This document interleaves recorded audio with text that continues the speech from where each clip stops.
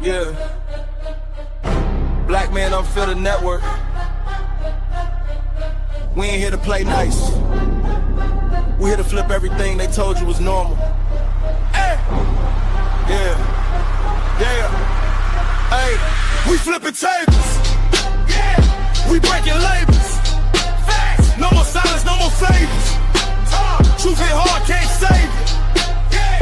We flipping tables. This that real, no cable. Hey, if it's fake, we unplug it. Welcome to the table. Yeah. I came in the room, they was comfortable, quiet. Smiling in your face, but behind it is riot. They told me be calm, but I'm built for the storm. When the truth in the building, you better transform. They don't like a man when he speak with direction. They love you when broken, confused, they correction. But I'm on a mission, I'm changing perception. No filter, no fear, just raw intersection. System designed just to keep you disabled. Mentally trapped, spiritually labeled. I'm cutting the cords, the lies getting fatal. If it ain't the truth, I'm flipping in the table. We flipping tables. Yeah. We breaking labels. Facts. No more silence, no more favors. Truth hit hard, can't save you. Yeah. We flipping tables. They said don't question, I said watch me. Too many men out here living sloppy.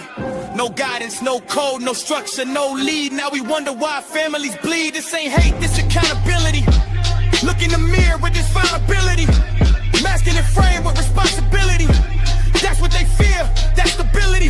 I'm calling it out, no sugar, no glaze. We breaking these cycles, we shifting in the phase. Legacy built, not lost in the maze. We done being silent, we entering rage.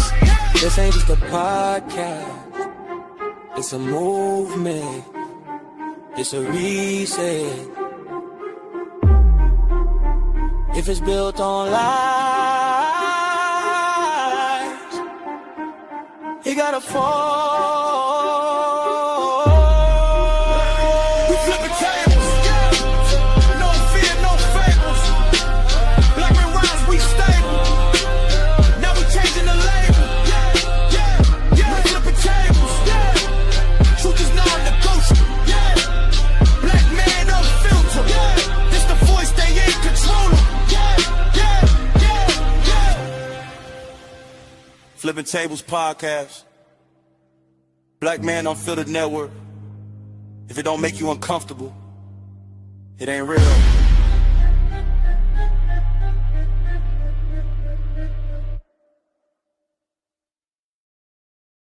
1, 2, 3, hey, that's gonna be funny as hell, boy.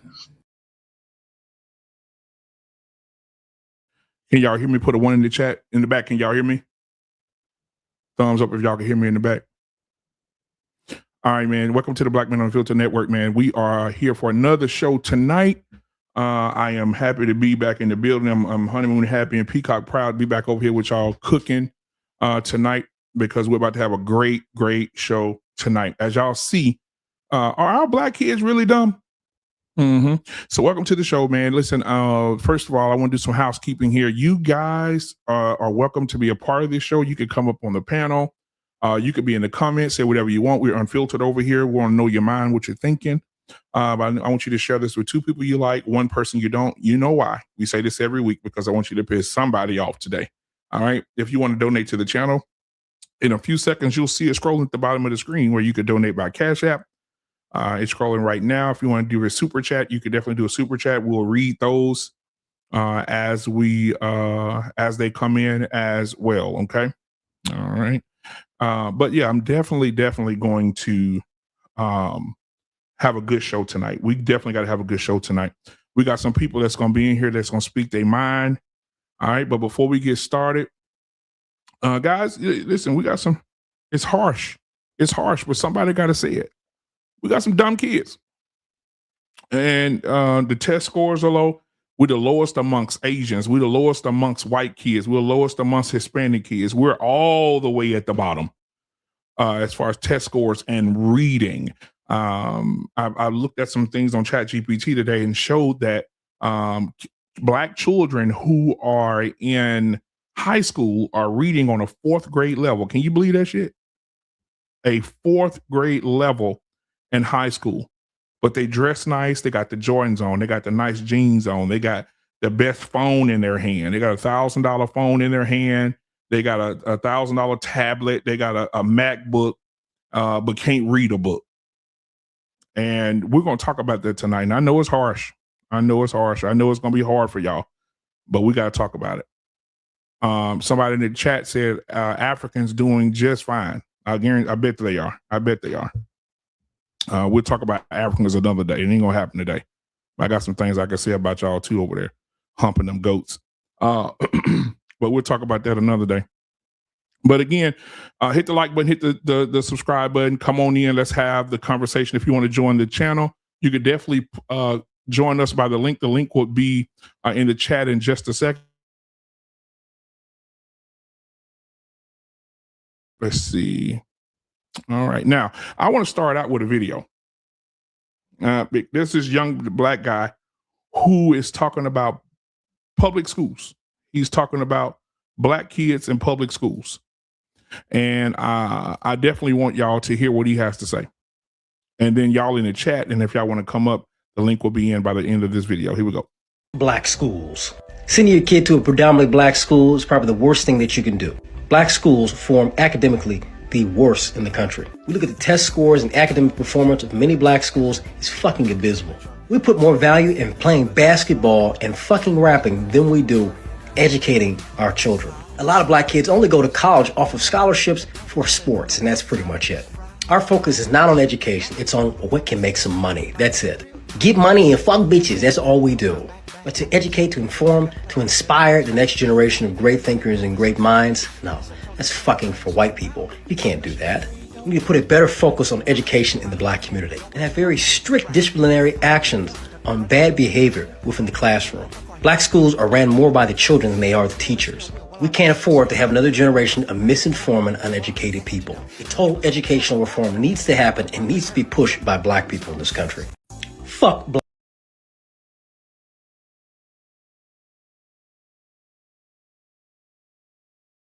All right. Tell me what y'all think in the chat. Tell me what y'all think in the chat. Listen, we got some guests in the building tonight. I'm gonna bring up, man, one of the guys that was invited to the channel tonight to have this conversation as well. I'm gonna bring him up, man. This is me taking action. Is in the building tonight, man. Thank you so much for being here. I appreciate you, man. I know my homie invited you over, man. So I'm glad to have you here and introduce yourself and your channel. And then we'll go ahead and move forward, brother. Go ahead. Yes, a very, very, very interesting topic on tonight because I have 6 kids. Of course, all of them are black, and they all go to. Yep. So this is a very interesting topic. I'm looking forward to it. This is me taking action. That's my handle. Real estate investor here in Greensboro, North Carolina. So educating the kids, people, and adults is a big deal. So looking forward to the convo. All right, man. Well, listen, I want to jump right in here, if we can. What are your thoughts on the fact that our kids do have give me your mindset or your education or the things that you've read that has black children in the last spot in America, last spot in the world. It seems like we're the dumbest of all ethnicities. So give me your thoughts on what you think about that. And the floor is yours, sir. It's twofolded. Okay. It's twofolded. Yeah. Like I said, my kids go to a private school, Vandalia Christian school. And now in that we chose a private school because there is less students per teacher. Right. But then also at the same time, it's like it's the ABECA, program, curriculum. And the ABECA curriculum is dope. It's tight knit. But at the same time, because it's a predominantly white school, the teachers do teach my kids like they're black. There's been plenty of times where the kids are excelling in class, but the white teachers, will treat them like they're black, not necessarily on purpose, but it's happening. So the first thing that comes to mind is like, are our kids really that slow, or are people pretending like we slow? And then our kids and ourselves are just buying into it. All right, man. What's going on, T-Max? I'm fixing my camera over here, T-Max. So what up, yours as well if you want to respond to that. Oh, no, man. Hey, I just popped in. I don't even know what y'all was just talking about. So why do you feel as if our children are the last place in everything, math, reading, science, especially basically in the world? I mean, we're last. Our kids can't read. There was an article that I read today that children in Detroit, Michigan, I can't wait till JT get up here, 7th and 8th graders are reading on a 4th grade level. What are your thoughts? There's a lot of factors with that, in my opinion. I think that, we leave education up to the school system. We leave spirituality up to the church. I think that we leave social skills up to social media. I think that we just leave our children alone to figure this shit out at an early age. What's going on, Arpain? What up with it, Swan? What up? Yeah, it's crazy because I'm a rebuttal all of this. Yeah. And I think, man, I want to hear it. Because even when we look up statistically, we look up the numbers, and the numbers say something completely. They say that we just horrible. Who put the stats together? That's what I want to know. All right, all right. Hold on, because I like this. This is gonna be a good show. Hey, BMU, this is gonna be one for the books, baby. Yep, it is. I agree. I can see how Swan already talking. Yeah, because I looked it up today. If we want to put it up on the screen, I will put it up once I get this camera situated. But we looked up on the screen. Now, I will tell you this: a lot of people. I just saw somebody put it in the chat. The BET Wars was the other night. Now, just for podcast purposes, I watched this trash, and all I saw was BBLs and sissies the entire show. Secondly, it was embarrassing for Black culture for sure. Secondly, all you seen was wigs, eyelashes, tons of makeup, a lot of self-hate in there. But a lot of the kids who are listening to this music, they know every word. They jumping up and down. There's a song out right now. I don't know the word by word. I know it's about robbing niggas, and I know that all the women love it. They played at the BET Awards. The damn crowd went crazy about a woman being with a man who is a robber, who is a killer, so is being smart not cool? Is that what it is? Is that is being smart, is being a smart kid not cool anymore? Or Arpain? We get Arpain in here, then everybody else can go. Arpain, go ahead. I'll come in later on, man. Let's just keep going with the conversation, man. There's going to be enough time to speak on it. We're in trouble no matter how you couch it. So once we put up statistics and look at it, if the statistics come from good sources, I'm not going to be in the mood with arguing over bullshit by people saying we're okay when it's not true. It's stupid to have these conversations when we have when we have real issues, because we'll never solve them if we're in constant state of denial. And so let me just leave it right there, and let the evening play, because of course there are pockets of excellence in the Black community, because I know I created one of them. Because I put my daughters up against anybody. So we have to be fair in the conversation, but to say that we ain't hurting, it's just crazy. And I'll leave it there. There you go. One good thing about it, Arpain, what you just said, there's pockets. And when we talk on a general topic, generally, overall, is what I like to talk about. Look like this is me taking action. Might got something different to say. I don't know. I think I'm the young buck on here, so we need that. I'm gonna come from a different stance, because for real, I got a chance to know my dad's dad, and and I got a chance to know on my dad's side, and I got a chance to know my mom's dad on her side. You know what I mean? So to say that us as a people are not way further, the BET network was created by a Black man and created multiple millionaires yearly. I don't give a fuck. Excuse me. Can we curse on here? Yeah. You good? Go ahead. I don't give a fuck how you look at it. We are 6 Black men on here right now, modeling the image that BET put together, which is entertainment, which is talk, which is, encouraging each other, which is black money. Yeah. And you can't tell me that we're not further along. So Hey, BMU, I'm looking at those BMU, I don't mean to cut him off, but by- he's an example of the education right there. Where's the sixth man at? Ain't no sixth man. I just said that with the mic off. I just said that too. Hey, but listen, let me say this. For years, we all thought that BET was owned by black people, but Capcom owns BET, which is a white company, a subsidy, who owns the Black Entertainment Television Network. Okay, so who did they buy it from? Who did Capcom buy it from? Bob Johnson. Let me say this. All the niggas, they make millions of dollars. They don't give back. They sell everything and they move on and they disappear into the spotlight. Jay-Z, what did Jay-Z do? What did Jay-Z have? What was the name of his record company he had? Rockefeller? No, the other one he did. And Def Jam. Title. Rockefeller and Def Jam. No, you talking about Title. You talking about the actual streaming service. Yeah, he had that. So first of all, got to $1 billion. know He sold that motherfucker. Yeah, but that wasn't his 100%. You know what I'm saying? See? Let's go. There go the sixth man. There go the sixth man. Hey, wonderful to meet everybody on here, by the way.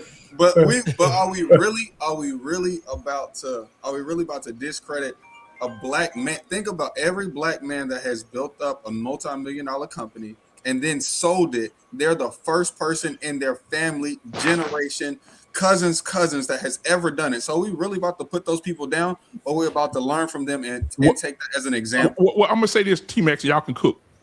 Man, listen to this. Bob Johnson sold BET for $2 billion, correct? I'm asking. It is correct. It is correct. Yeah, nobody wanted to say it. I'll say it. Yes, correct. Let me tell you what happened. The whole time you've been making excuses. As soon as Bob Johnson sold BET for $2 billion, his wife filed for divorce, went to court. The judge gave her half. Well, so she got $1 billion out of it, right? 6 months later, the wife was married to the judge who ordered the half of $2 billion to go to his wife. Did you know that? Does that discredit a black man? Jesus Christ, can't you answer something, young buck? That he didn't have any other better examples. He is the best example that his family has ever had. BMU, that's not a good, but wait, hold on. That's not a good example for where this brother's coming from. Listen, I mean, if the argument you have, young man, is that you're up here to focus on only things that are good, then this is probably not the panel for you, because there's got to be a combination of both. No. Nobody's doing, wait a minute. Nobody's denying. Well, maybe some people are trying to. No, we can't deny. We can't deny the success. Right back, JT. We can't deny the success, but you can't ignore the failures. So that's if we're going to have a conversation that goes back and forth. By us talking about the failures is not trying to eliminate the fact that we have success. When we have a part of this conversation talking about what we're doing well, which we should, let's keep that in that pocket. But when we have a conversation about the shit, who is that talking about failure? Who is that talking about failure? R-Pain. Who? Me, R-Pain. Pain talking about the past? Pain talking about the past?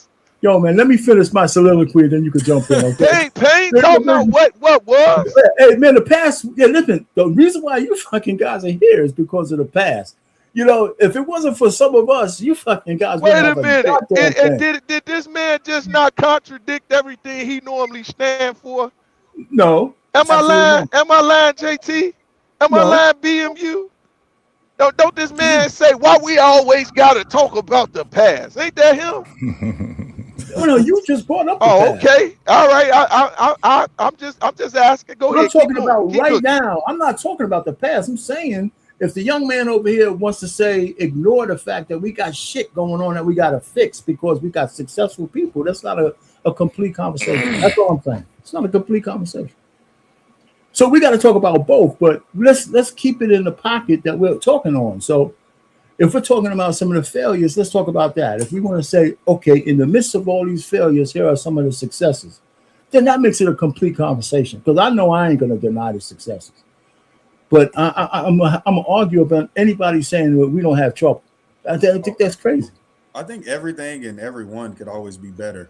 but I'm not about to be like a Google or a Yelp review and focus on the negative. I get it. All right. So okay. So who's next? Smurf, what you got to say, man? Besides kicking my ass, man. Shit. It just amazed me that this young brother was talking about building and the future and how long we done came as far as using the example of Johnson and BET, which is just one of over 1,000 millionaires that we actually see. Right, it's a lot of multimillionaires in our community that we don't see, and how just the accomplishments of back in the 1800s. In 20 years, we came from being enslaved to being eyewitnesses to a lot of the BS when you got Tulsa, Oklahoma, and Redwood, and a lot of other places. Then you got current, right? Well, now we got young black men or elder men or men of age that has accomplished a lot in their lives, right?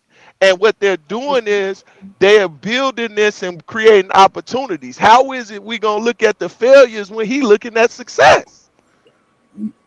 No, right. So yeah, I understand where you're coming from, and like I said, we don't have to listen. I'm only going by the title of this show. I didn't put the title together, right?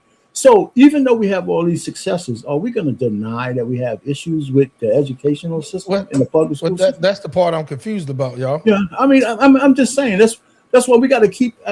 We could talk about the whole gambit of things, or we could talk about both, but we got to put them in pockets so it doesn't. The conversation. Well, we have town hall meetings in communities, and they're going in there to solve problems, and they bring up issues. I don't see a whole gang of people standing up talking about, well, you know, the roads over there on 3rd Street are totally pothole free. Yeah, motherfucker, but we talking about all the potholes over here on South Side. So, like, when BMU brought up the fact that why is this stat and why are we down, I get it that we can always bring up our successes and stuff like that. But I just think at the end of the day, we got to start holding us accountable to get some type of solutions to the problems. Go ahead. I like that word "us." See, because like I said, I'm using myself as a model, okay? Because I have 6 children. I got 5 girls, 1 boy. Youngest is 3, oldest is 14. You can't Jay Prince. You know, I decided to put my children in a private school, you know, in order to help them. You know, does it necessarily make sense every year financially to do it? Absolutely not. But that's what I'm willing to invest. You know, I find different grants, different scholarships for them, so that way it's feasible for them to have a better, you know, that way they have a better educational system. And so the word "us," I like that, because if you're talking about an education system, fuck the system. What are you doing at home right now? Literally, I got a tutor coming over for my kids during the summertime tomorrow and Friday, you know, so we can't have a negative ass Nancy conversation when you got grandkids and you didn't sign them up for a tutor or didn't sign them up for swimming lessons, you know, or if you didn't dictate some kind of leadership on your own. Hold on, guys. I got it. We can hear you. Okay. Hey, mute up Smurf. Oh no, he can't hear me. I got him. I'll mute him and bring him back up. But he won't even let me mute him. Hey, Smurf. I'll bring him back up when he's ready. Okay. Now I will say this too. Tyrus, you can come on up here too and get this smoke tonight. Listen, I will say this, young man. We're not talking about the minority of people. We're talking about the majority. And the majority of these kids, if you look up statistically, so we got to talk about these numbers, T-Max. We got to talk about these numbers, JT. If we look it up statistically, Black people spent more money on hair products last year than they did on tutoring and second and third educational options for their children. Would you agree? $2 billion was spent on weave and eyelashes last year. Take that $2 billion from P&G and put it into the educational system. How does that change it? $375 million was spent on Jordans last year. Take that $375 million plus the $2 billion spent on hair. How much education can we give our children? Nigga, do you understand how many private schools that we could have built? That's nationwide. It's on your side. Well, I would say this. We could build schools all day, but what we gonna really teach them, right? So if we're gonna teach them the same stuff, if we trying to build schools to escape the Eurocentric system, but yet we're gonna teach them the same Eurocentric system in our school, there's no point to even build your own school. It's definitely a point. I would say this: how deep we want to go when you say our black kids are dumb? Because I say yes, they are dumb. In fact, black people collectively are dumb, right? When I'm listening to y'all still think y'all measure yourselves and have to qualify yourselves based off of the Eurocentric system that never gave you the same type of power, the same type of authority like they did other races, especially whites, right? We have all been to school with white people. Some of y'all been in private schools with white people. Y'all been in those frats and all this kind of stuff. But yet, you're not part of the government. You're not part of the president. You don't own your own currency. You don't even know how to run your own currency. You don't own or run nothing. So their education did not really teach you anything. It taught you how to. Let me land with this. The Eurocentric education taught you how to be. I keep getting that word. Forgetting that word. Subjective, not subjective. Docile. No, it starts with an S. Subservient. It taught you how to be, to go to the school, get an education to work up under them. It never taught you how to rule. It didn't teach you how to create your own military. It did not teach you how to create your own curriculum, your own anything, your own God even. It didn't teach you how to do none of that. It just taught you how to be a professional slave. Okay, so this is the thing, though. I have a problem with JP. You are part of this system. Yes. When will you separate yourself from it and then show us how to do it a different way? Because this is what it is. That's the whole thing, right? No, not necessarily. Not necessarily. See me. So what is you doing? Hold on. What is it that you're doing that is not Eurocentric? So what I'm doing is, I had debunked all this stuff that I was taught, and I'll start moving towards nature. And like when I hear a lot of black folks speak, because of their education, they go take trips and stuff. I learned the best trip I ever took that nobody can compete with is the state of freedom in my mind that the education system don't teach you. No, hold on. What are you doing right now? Because you have children. What are you doing right now that is conducive to your children right now on how to survive on this earth that is not Eurocentric? Well, I teach them how to survive, but I also teach them how to learn themselves, right? What and resources, study nature. Let me ask you a question. What resources, this is what I'm saying, because you're going to take it somewhere else. What resources that are not Eurocentric that you're using and is not Eurocentric? So I don't have those tangible resources because I don't know what those are yet. I truly believe that those resources period is God made, but men capitalize over it because of rulership. But I would teach my kids to finesse the system and live off the system.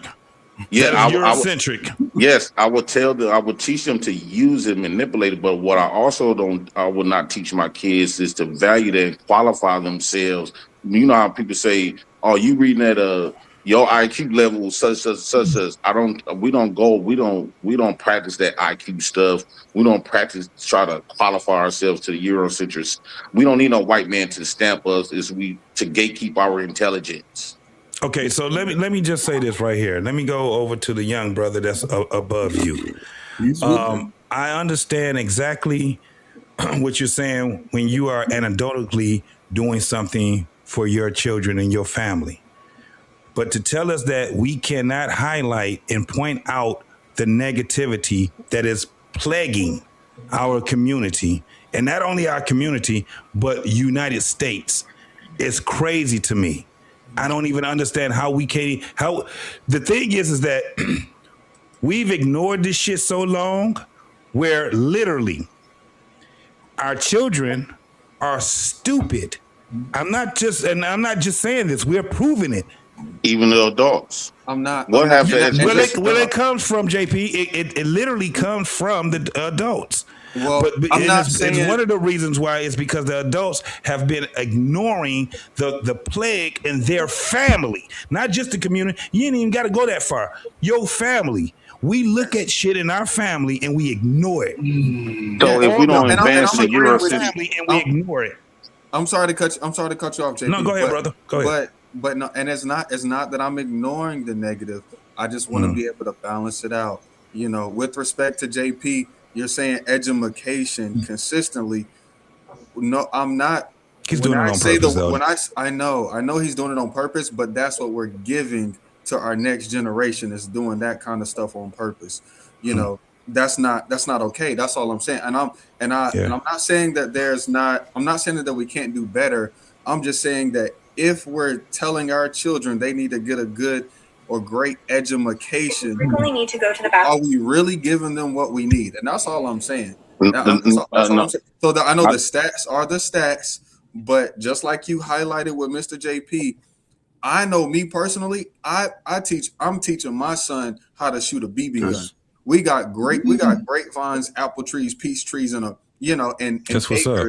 acres of food. We before I came here, which is why I thought I was gonna be late. We're picking strawberries and raspberries off of the vine. So I'm going through that stuff with my children. Now, honestly, my mom didn't necessarily do that with me, but she did share a garden with me and had me out there planting it. You know what I mean?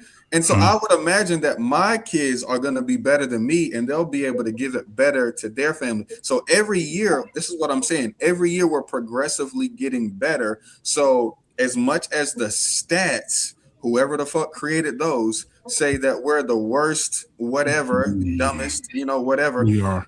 Really, this is the best I've ever been, but this is the worst you're gonna ever see me. That's the mentality that I give my kids. Yeah, but this is where I have a problem with what you're saying.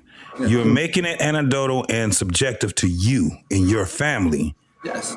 Okay, that's the standard that I have for my life. Right. And I would say that should be the standard, right? But we know that that's not the standard. We understand. That's what I was saying to you. When it comes down to it, I get it. Your family, and you will be who I will be highlighting as the positive, and how we should have, how we should be able to fortify our family. The problem is that we don't have that, and what you're not understanding is that you're a one-off. No, he's not a one-off. No, he's not a one-off. He's not a one-off. It's not a one-off. Go ahead, explain it. Let me explain it to you. Here's what I think is what he's missing. Because I'm a baby boomer. Everybody hates baby boomers. Everybody hates baby boomers. Everybody. And I used to be just like you, because my experience is that I'm the greatest fucking man in the world. I've done everything right. My kids are brilliant.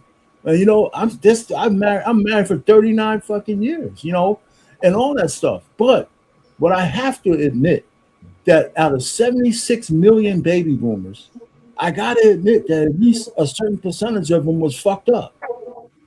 A certain percentage. So I know it's not all of us, but it has to be. It was enough to make a difference, especially if you extrapolate it through 60 years. You know what I'm saying? So what I say on these panels is that it's great to hear somebody talking about the future. So I'm not going to argue with you. We need more people talking about the future. But and you don't have to acknowledge this, my brother. But what I'm saying is, you're not wrong in what you're saying, but you got to understand that there's a certain percentage of our community that's fucked up.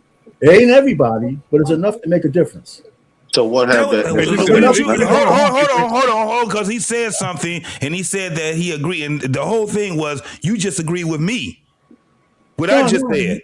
Because with you and Coach Ferg, I give you the chance, but y'all said he wasn't a one-off. It's enough to make a fucking difference. Yeah, and I'm telling you, it's way more people that's out here that's influencing a community of younger folks, and they're growing. The problem is that you're right, but it's not a one-off though. You're right. He's definitely a one-off. No, he's not.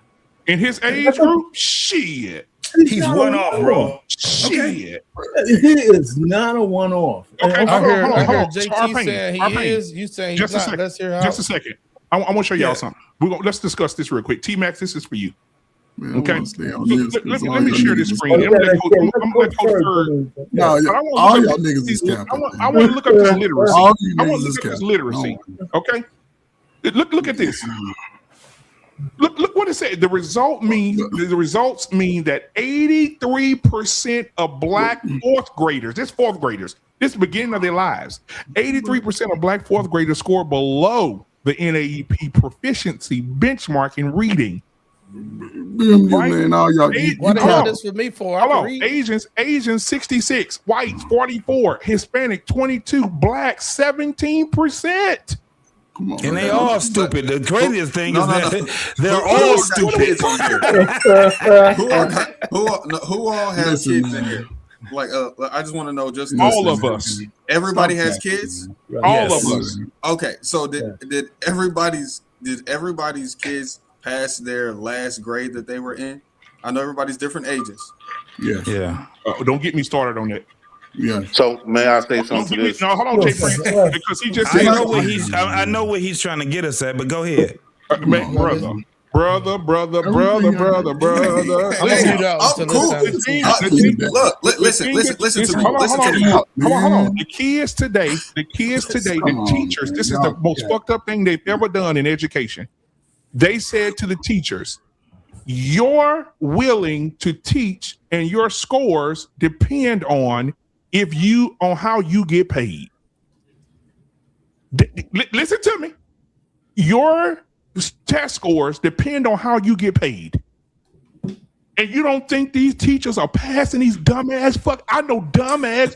In Texas, we have no child left behind. No child left behind. Ass kids, they send them on to the next grade and they can't fucking read. They can't add. They can't subtract. Man, they said, don't get me. I know kids who got put in the next grade. I'm like, and God, yet black men go to the next grade. Continue to go higher and higher and higher. Man, y'all black men continue to own homes more and more every generation.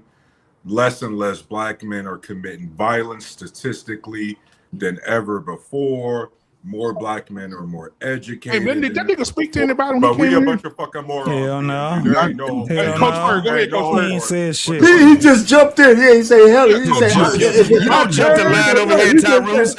I know you got a goddamn show, but you don't jump the fucking line over here. You say hi to everybody with your light skinned ass. I don't mind waiting. Shout out to the light skinned guy, man. Now I don't mind waiting, right? Because all you niggas is capping, right? All y'all capping, man. Listen, man. I ain't seen none of you niggas in no schools and no community centers talking to the little slow kids. I ain't seen y'all throwing the football with the babies and things and showing them how to tackle and run and stuff like that. Yes, if we focus on our own children, yes. By default, if we got the opportunity in mass numbers, I think the black child would be the smartest little creature on the planet. That's me, right? Absolutely. But again, over these years, that black men have not been allowed to have the relationships with the father growing up. JT talk about all the adventures he had with his father as a child. Those are memories that go beyond just reading and writing and things like that. How many people today actually sit their slow kids down in their circle in their house and say, read this right here for me.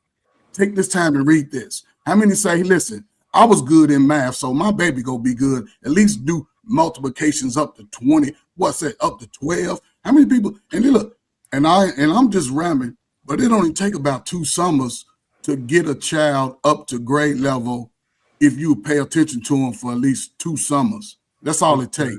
I heard a lot of ifs, though. I heard a lot of ifs.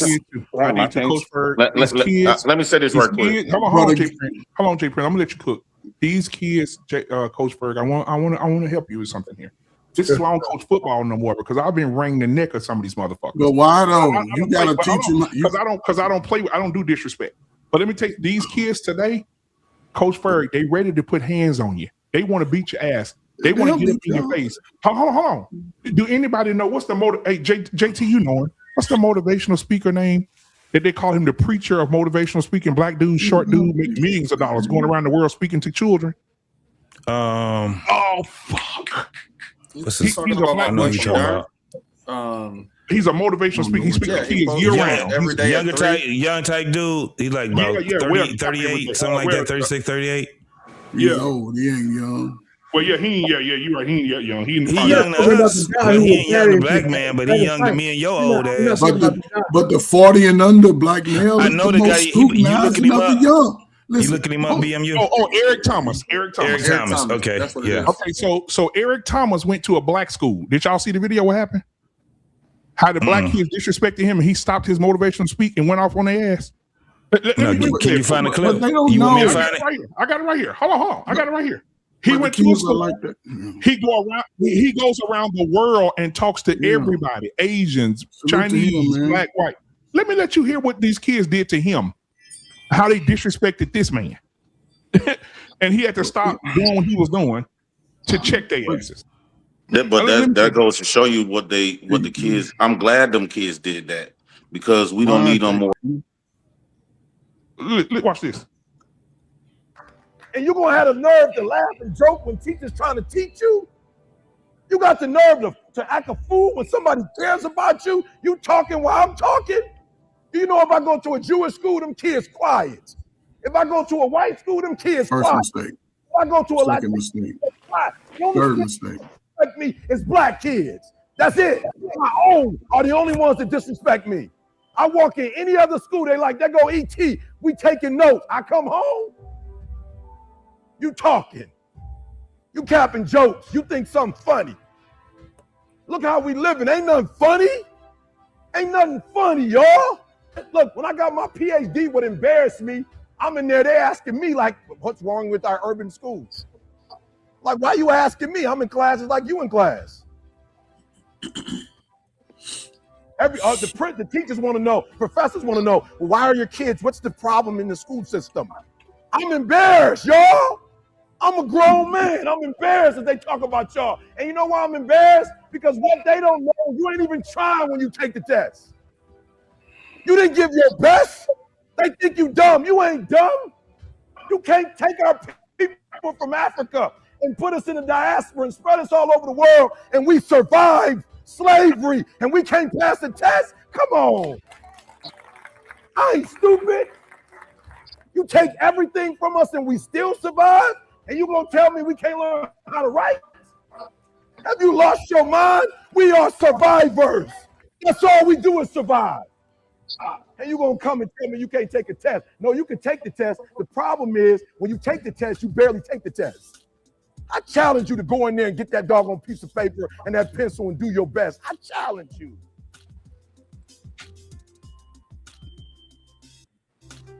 Thoughts? Can I say something? May I say something, black man? Two things I had a problem with him saying. The word teach and the word surviving. The thing with teaching is, what is they teaching you?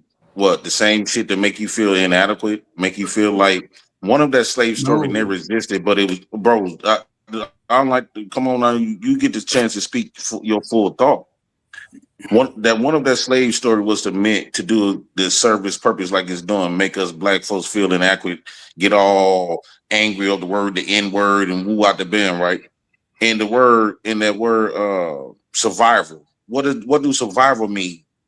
It's the opposite of living, right? So you want to sit up here and want to teach these kids to survive, which is meaning that they always are up under some form of attack that goes against how they supposed to be living naturally. So why are you trying to continue to repeat the same stuff that don't benefit them? The word teach do not benefit them. What the supplement teach with indoctrination. You teaching the reason why black kids I don't think black kids are stupid, perhaps. I think that the information that was given to them by his oppressors didn't have his best interest. They'll never teach you how to be better than them. So why should we continue to teach our kids these curriculums that never taught them to be independent of the master, create their own environment, create their own rules and laws, create nothing. They don't teach You gotta black land, man. You folks gotta that. land. You gotta land. So he gonna keep talking. Okay, but y'all keep harping on why we got to keep harping on this Eurocentric education system that don't benefit. Never benefit. I landed with this. It seems like I'm the only one got a clock to talk. I land with this. When I look at all of these educated black men and black women, what have it really done for them? Right? They come on here complaining about the stuff that people don't got the information, don't have to complain about. So their life is still in shambles with all that education. It's pointless. I got it. Calm down. Some did it on boomers. Coach first. I salute.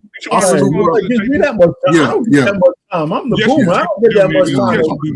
Yes, you do, nigga. Listen, no, I don't. Go ahead, I appreciate the brother doing what he's doing, right? Because I've done what he's did with 3 other schools at least 4 or 5 times, right? So it's not about what the young people are. That's just what they've learned to that point. And when you come in, you have someone that can come in with a different voice. And it's not about failure. It's about, okay, recognize what you're not doing. And I appreciate him dealing with the problem people. It's only a few little nuggets they're going to do it, but that's what young folk do. Hey, Coach, you said he made a mistake, though. You said he was up there. He made a mistake when he was comparing them to other races. That because in that moment, I definitely disagree with that. But see, they don't have they don't have a relationship with him. Now, if that message could be given to them 3 or 4 days a week throughout that school year, most of those students, even the ones that probably didn't take learning serious, would be some of the brightest students over time. But once he gives them that message and he leaves, and you got other people still saying what young black folk are doing wrong, that's what's going to motivate them, and they're going to start doing wrong. And I'll say this, it's not about the information, because I do believe young men need a rites of passage type of program. Where's time clock? Because even in nature, you better learn how to survive. I'm talking real nature. I ain't talking about just going around asking people for shit. I'm talking about if the shit hit the fan today and you had to take all your little Jordans to them woods and you had to dig a foxhole in the perimeter, are you able to do that even as an adult? Because your children are going to follow everything that you teach them or not teach them. Okay, I want to say one thing. I got 10 seconds. I got 10 seconds to say what I want to say. Okay, JP, if you learn how to read, then the whole fucking world is your oyster. You're not trapped by nobody. If you wait, shut up. If you learn how to read, then everything is your oyster. You're not trapped by Eurocentric or any fucking thing. If you know how to read, then you're free. That's what I think he was an old docile Mississippian man that don't still slave. No, it's you can ignore everything that y'all can sit up here and try to ignore everything that I'm saying, but the kids is showing you that the adults. Hold on, what's our pain? Hold on, you said 10 seconds. Well, I did 10 seconds, but you're refusing. Okay, so everything, so you could try your best to try to ignore everything that I'm saying, but the facts is in the pudding, right? So hold on, we got generations of black kids who rejected that information. I'm gladly so. They just didn't have the problem when they rejected it. The problem when they rejected it is that they didn't have a replacement to teach them from their best interest, from their self, right? So the only education that we learn is living life based on our experiences of life. All that other stuff we felt like, I even felt like that's not my business. I got you. So Jay Prince, the question directly to you is this, because we got to get to the point because other people want us to have something to say. And I'm done. Yeah, but Black Man, before you ask me that, why do they always cut me off? But when they get to run their mouth and just yap all goddamn day, they don't have no time. No. The question is for you, Jay Prince. The question is for you to answer. The question that he's asking you, our pain was asking you is, they went out the window when you told me to shut up. Okay, R-Pain. Shut up, man. He did slide in there smooth, though. Shut up. R-Pain, ask him the question again. Everybody else, don't say nothing. R-Pain, ask him with all the stuff you're saying, right? It doesn't matter all the things that you're saying. I'm saying to you, if a person learns how to read, after the world's his oyster, her oyster. It doesn't matter what they're trying to teach you. If you know how to conjugate a verb and read a text and understand it, you don't have to read what the man tells you. You can read any fucking thing. All the books are yours to read. And that's what I'm trying to tell you. The problem we have is what I'm trying to explain let me land here. If the kids can't read, then they're trapped. So I disagree with that, R-Pain. JT, send me them videos. So I disagree with R-Pain. So we have the regular reading, the comprehension. Send it to me. Okay. We have a lot of black people. We have many black people that know how to read. They got college degrees and all of that. Bro, they not in no powerful position. It's not none one of them got any power. None of them. And nobody on this platform got power. You in the same boat as me with a no education. Okay, only thing your education gave you was tangible shit that don't have substance. No. Okay, hold on. Y'all don't speak about nothing with substance. So what did that reading tell you? That you wasn't shit. That you'll never be shit. And you don't even I know how to read. I can go nowhere with the white greatness. It taught you to be up under his. It taught you to be up under his thumb before competing with him. No black people in America, with education or not, competes with no races in America. Non-white people around the world. No black people competes with nobody in America. Jay Prince. So all the other non-white people who know how to read, that has nothing to do with Europeans, they're also dumb. No, it's just that the focus not really on them. Hold on, let me BMU. Bro, I don't need no half white man to try to gaslight me of our black reality. In the back chat, a half Puerto Rican or a half black man, Jay Prince is still a fucking moron. BMU. So I'm gonna answer your question. Here's the reason why. So I gotta be a moron because your white ass said so. Jay Prince, hey man, is another white man gonna sue you again and you're gonna get punched in the face? How come whites can't learn black? Here's the power dynamic. This is what I'm having a problem with. How come it's not the flip the other way around, right? Hold on, this is the power dynamic that I'm speaking about. I want problems always. Okay, hold on, guys. Everybody, hold on. One mic. For the rest of black men, bro. One mic. Tyrus has a question. Yeah. Tyrus, ask your question, then we'll move on. Go ahead. Am I the only one up here who remembers being in that seat? It was only like 22 years ago. I'm 38, guys. It wasn't that long ago. I know you guys aren't that older than me. We're sitting there as teenagers, and that shit is going in one ear and out the other, no matter what the fuck anybody up there is saying. Not all of them. Why?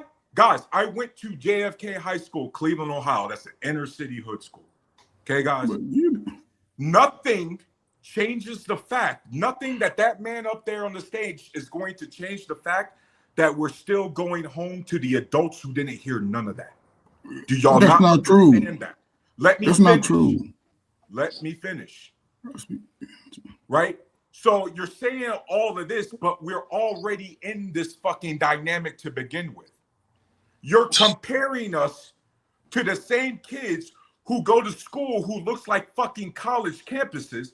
Meanwhile, if you guys look up what JFK used to look like before they built the new one, you couldn't tell the difference between that high school and a penitentiary.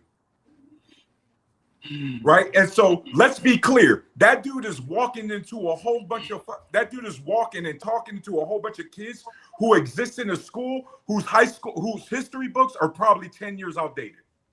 Computers don't even fucking work. Right. By the way, anybody who remembers going to a hood school remembers that you didn't have substitute teachers. If the main teacher wasn't there, you just sat in school in the class by your fucking self. You know what we was doing? BMU, we was playing spades, playing tunk and shit like that, talking shit, because guess what? What else are teenagers going to do? BMU, no matter what demographic, do you expect teenagers to do the right thing by themselves? That wasn't all schools, man. You get what It's Man, not black schools, boy. but I'm 35. I'm 35. I can remember that Black happening boys to didn't me, care not about having, that shit. not having a substitute teacher, and we were just literally, exactly, bro. We and Jay Prince, see, you agree with me. Wasn't no black man showing up as substitute I agree with that, but no, sir, not in my school. Innately inside of black all boys, women, all women, substitute teachers, all women. Innately is inside of black boys.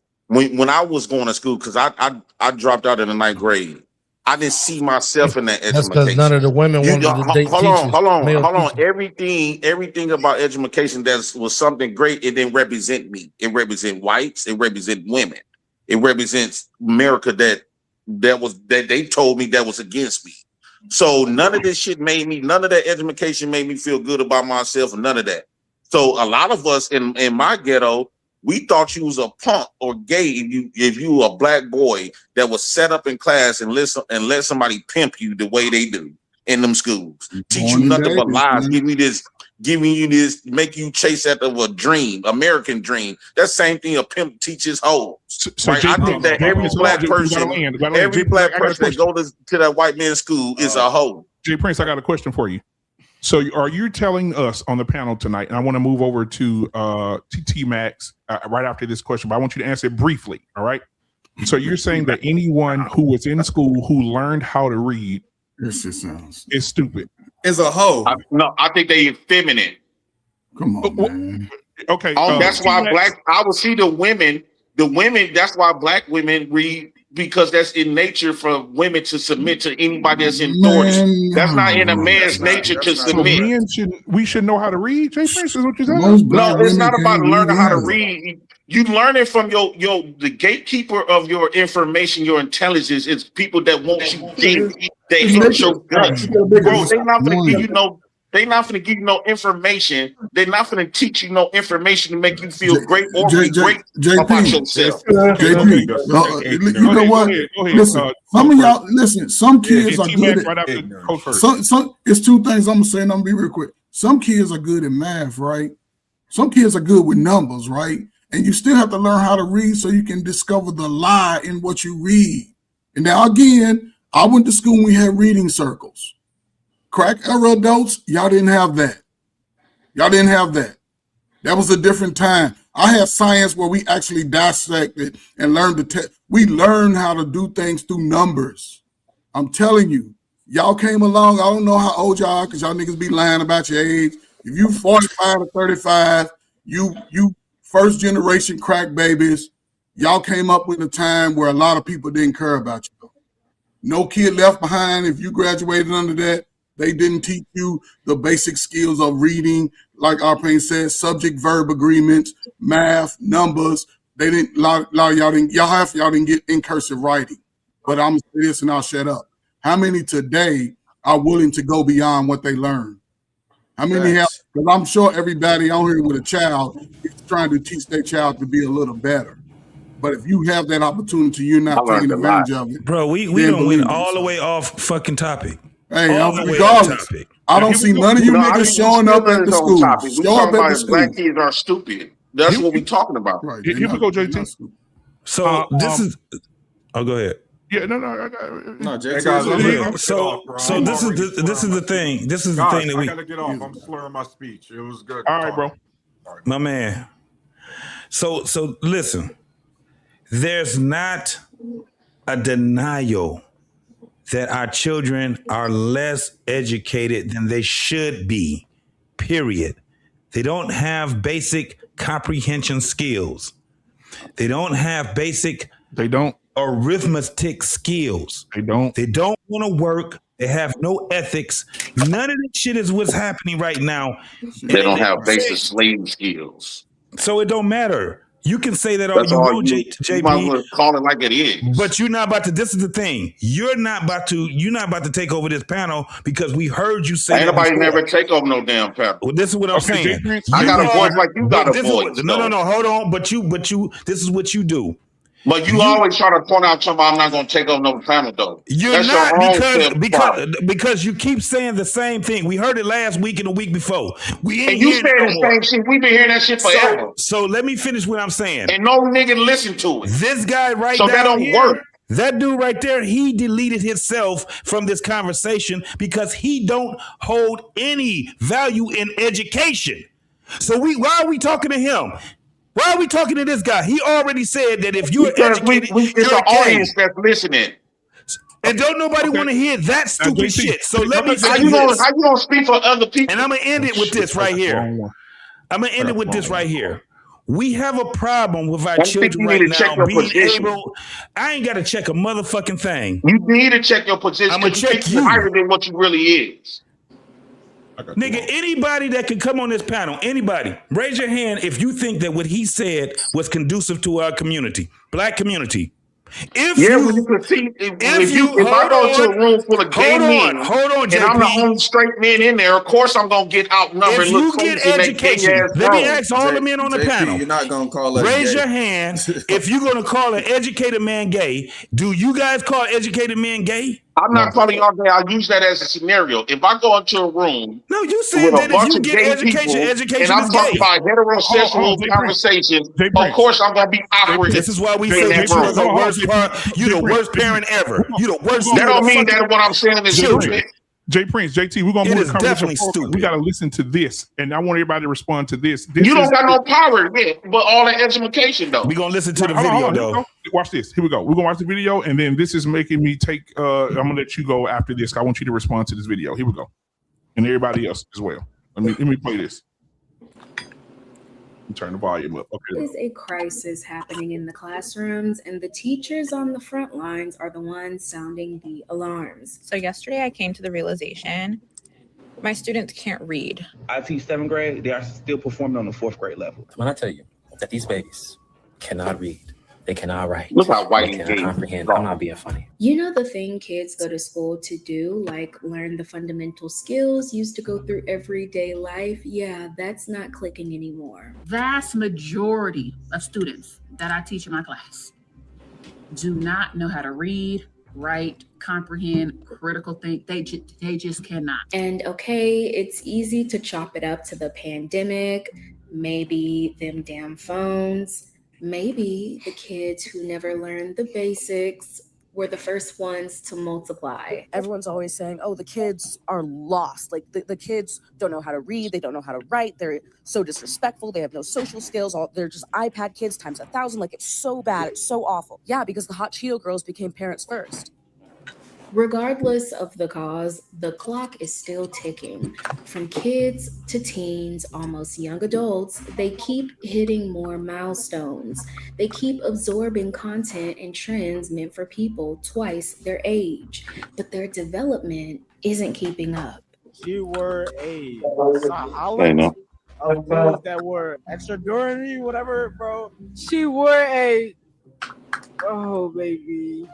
To wear a silhouette of clothes that were,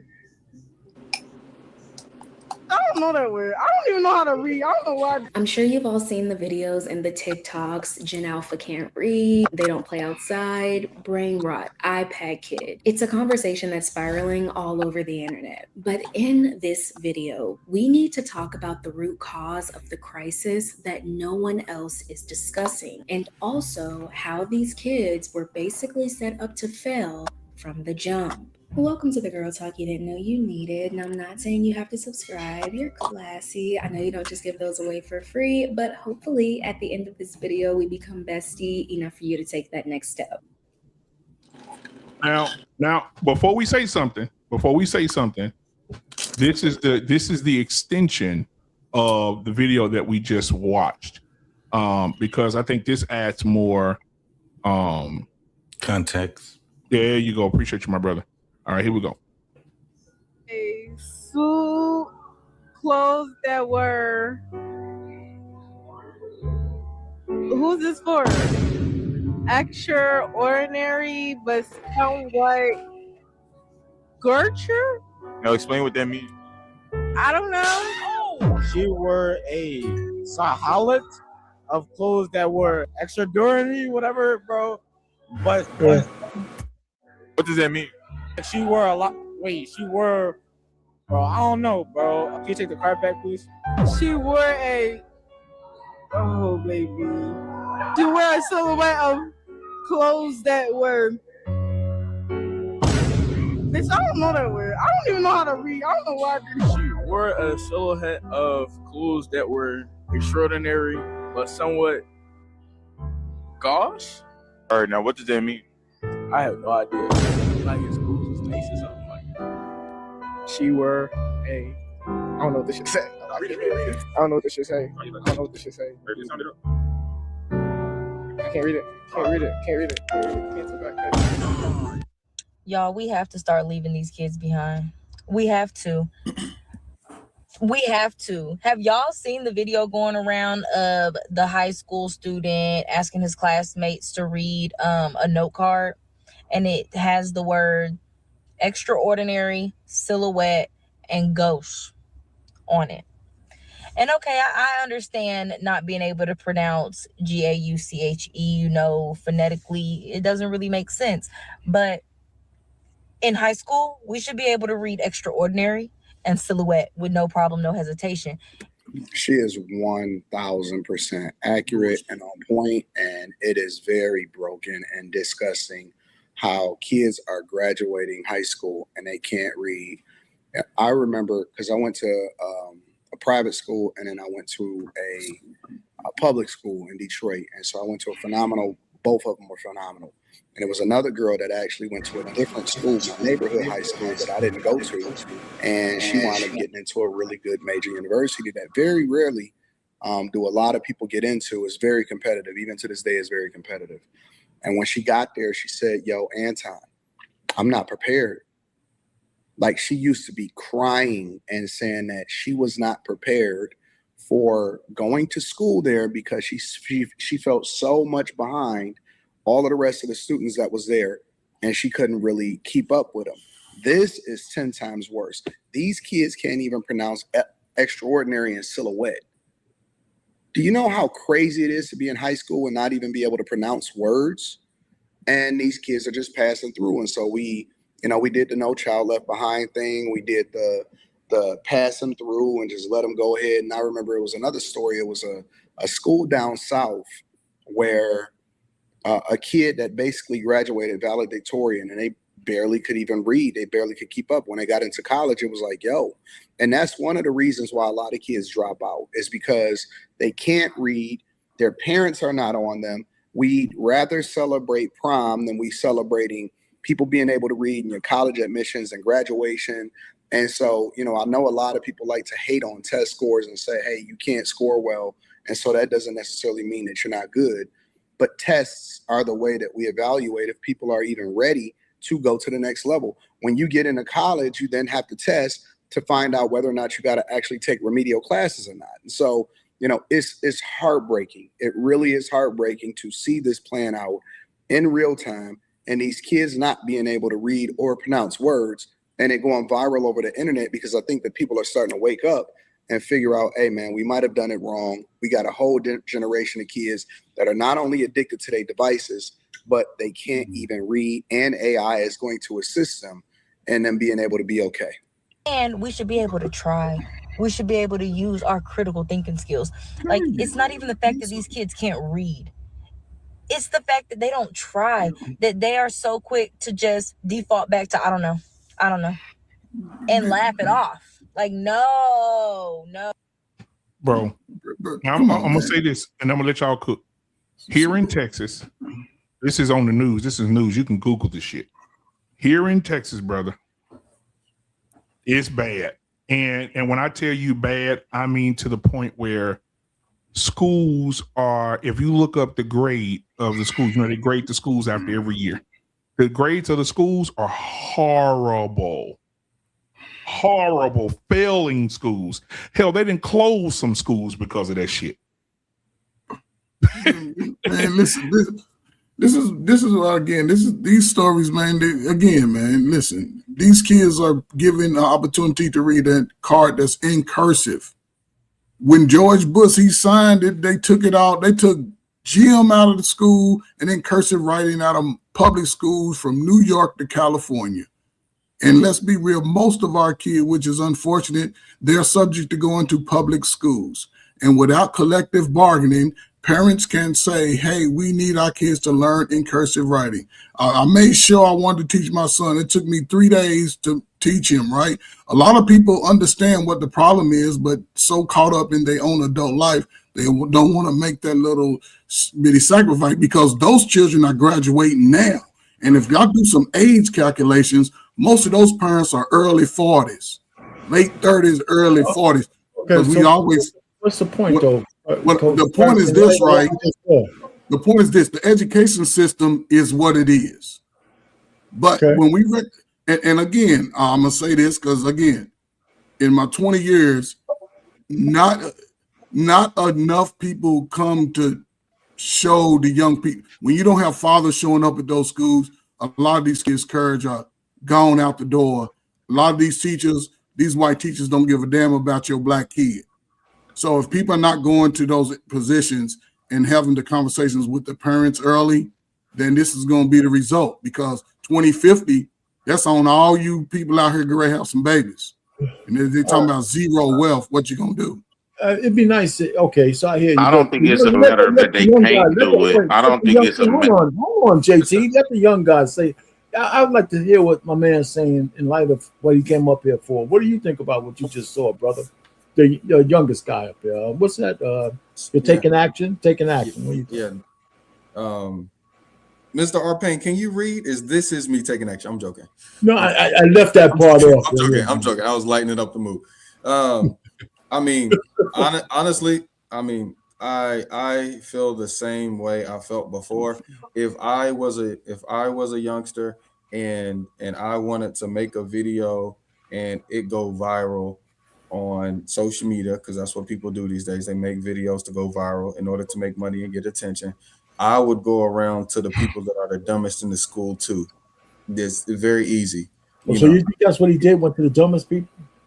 Of course he went to the dumbest people to man, this shit crazy. Of course he did. Now this is T-Max.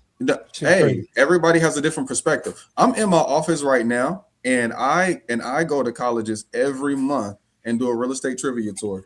And I go and I quiz them. I give all the kids cash if they answer a real estate question right. That's me, doing, in my opinion, my work to give back and teach kids about business and that kind of thing.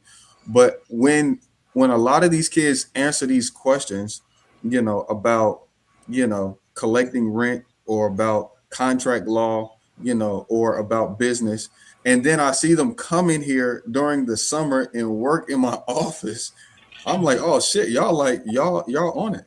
Matter of fact, one of my interns just posted a video for me. And one of the things I always check her on is the grammar that she uses whenever she writes out my description.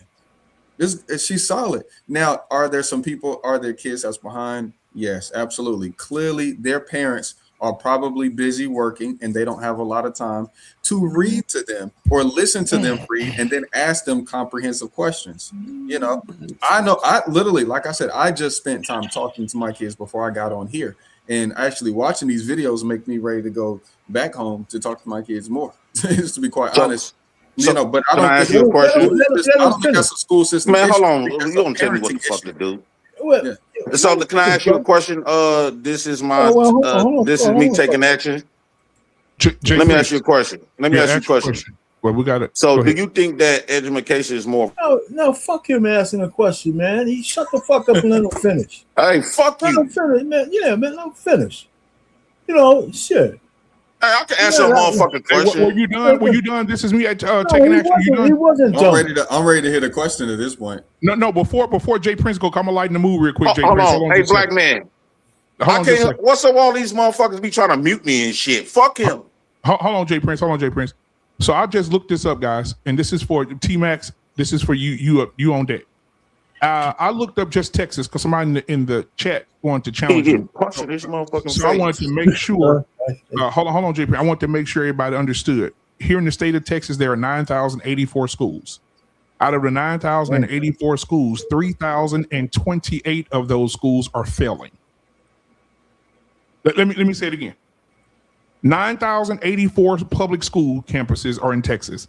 Out of those, the ratio is 1 out of 3 schools are failing.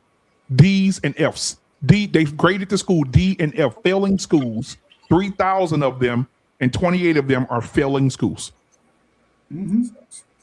Well, should you bring them hold boomers? on. So the question is for taking action. Hold on, Jay Prince. So how do you feel about those statistics in the state of Texas, one of the biggest states in the United States? I feel like I should have. Man, he think everybody around there making content. That's what he feel like. He feel like so T-Mac, go ahead. I mean, I'm just looking at the parents. I mean, I don't know what else to say other than that's great. what we said from the beginning. But then you start making excuses, talking about like all the good. Yeah, no man. Excuses. No. All I did was it was negative, and I just balanced it out with one positive because I was just letting y'all know that. Hold on. This is a problem. Look. We all are content creators in our own right. Yes. So at some point, I got to ask you this question, my brother, and shout out to you for making it here on behalf of all the brothers that's here. Right? We appreciate it, brother. Yeah, it's been a good time. Let me ask you a question, man. Why in the fuck is the truth negative? Man, hey, I say the same thing, T. I can't. This shit. Hey, Jay Prince, I'm starting to line up with you. This shit is what women say when accountability is put in front of them. It all of a sudden is bashing and negative. Nigga, if a third of the schools in Texas is failing, what the fuck is negative about that? Well, this is what it is. No. This is my answer. Can I answer? You asked a question. That was a question mark. You paused. It was a question mark. Now somebody has to answer. The question. You about to dance around what I asked. Go ahead. No, I'm not about to dance. I'm not about to. I don't do no dance. I'm not B2K. Okay. Listen. I'm speaking like this because this is how you train your kids to speak. You don't speak as though shit is bad and terrible. That's not how I speak to my kids, and I'm not about to speak. Matter of fact, I had lunch with a young lady today, and she said some old gas tank on eat bullshit. Hey, that's a great book, boy. I get that book. That's a great book. It is a great book. It is, and I'm glad you know what I was talking about. And I said, I got no more excuses. That's a great book by Tony Evans. This is what I told her. I said, you better not say no weak ass shit like that in front of me again. Otherwise, we're not going to lunch. I don't allow people in my space. I don't care if you think it's a fact that black kids are dumb. I think it's a fact that I need to be in front of those kids, teaching them, better reading skills, better confidence skills. So I'm going to speak from that particular thing. Now, is it a lie that some kids need help? No, kids do need help. But I promise when I get in front of them, they're going to be better. So that's the way I've trained my mind over the years to think. And I'm going to continue to think. May I ask you my question now? This is me taking action. Yeah. Go ahead. May I ask you my question now? Sure. First off, we don't need to hear from the old boomers and plus because they wasn't around. The men especially, they wasn't around to even know what their kids was doing, the sons or the girls. So they shouldn't have. They got bitched out of their home. So they wasn't there. They didn't choose to be there. They didn't fight to be there. They decided to fight for another man and his kids, his family, his organization. They ain't fight for their own. So they need to shut the fuck up. No motherfucker want to hear them. Secondly, to the question, do you think when it comes to education, do you think it's really cultural based, right? So yes, particularly black kids don't know. Part B is less when it comes to that learning and education, but I guarantee you, they know how to rap, they know how to sing, and I don't know if you rap or sing, but singing and rapping, you can take somebody that know how to read real good. I bet you they can't know how to. If they know how to read or speak good, I bet you they can't outdo none of them. They can't outdo a 5-year-old in rapping. So. That's the black cultural base. This is how they learn. Maybe black kids learn a different way from other races of kids, right?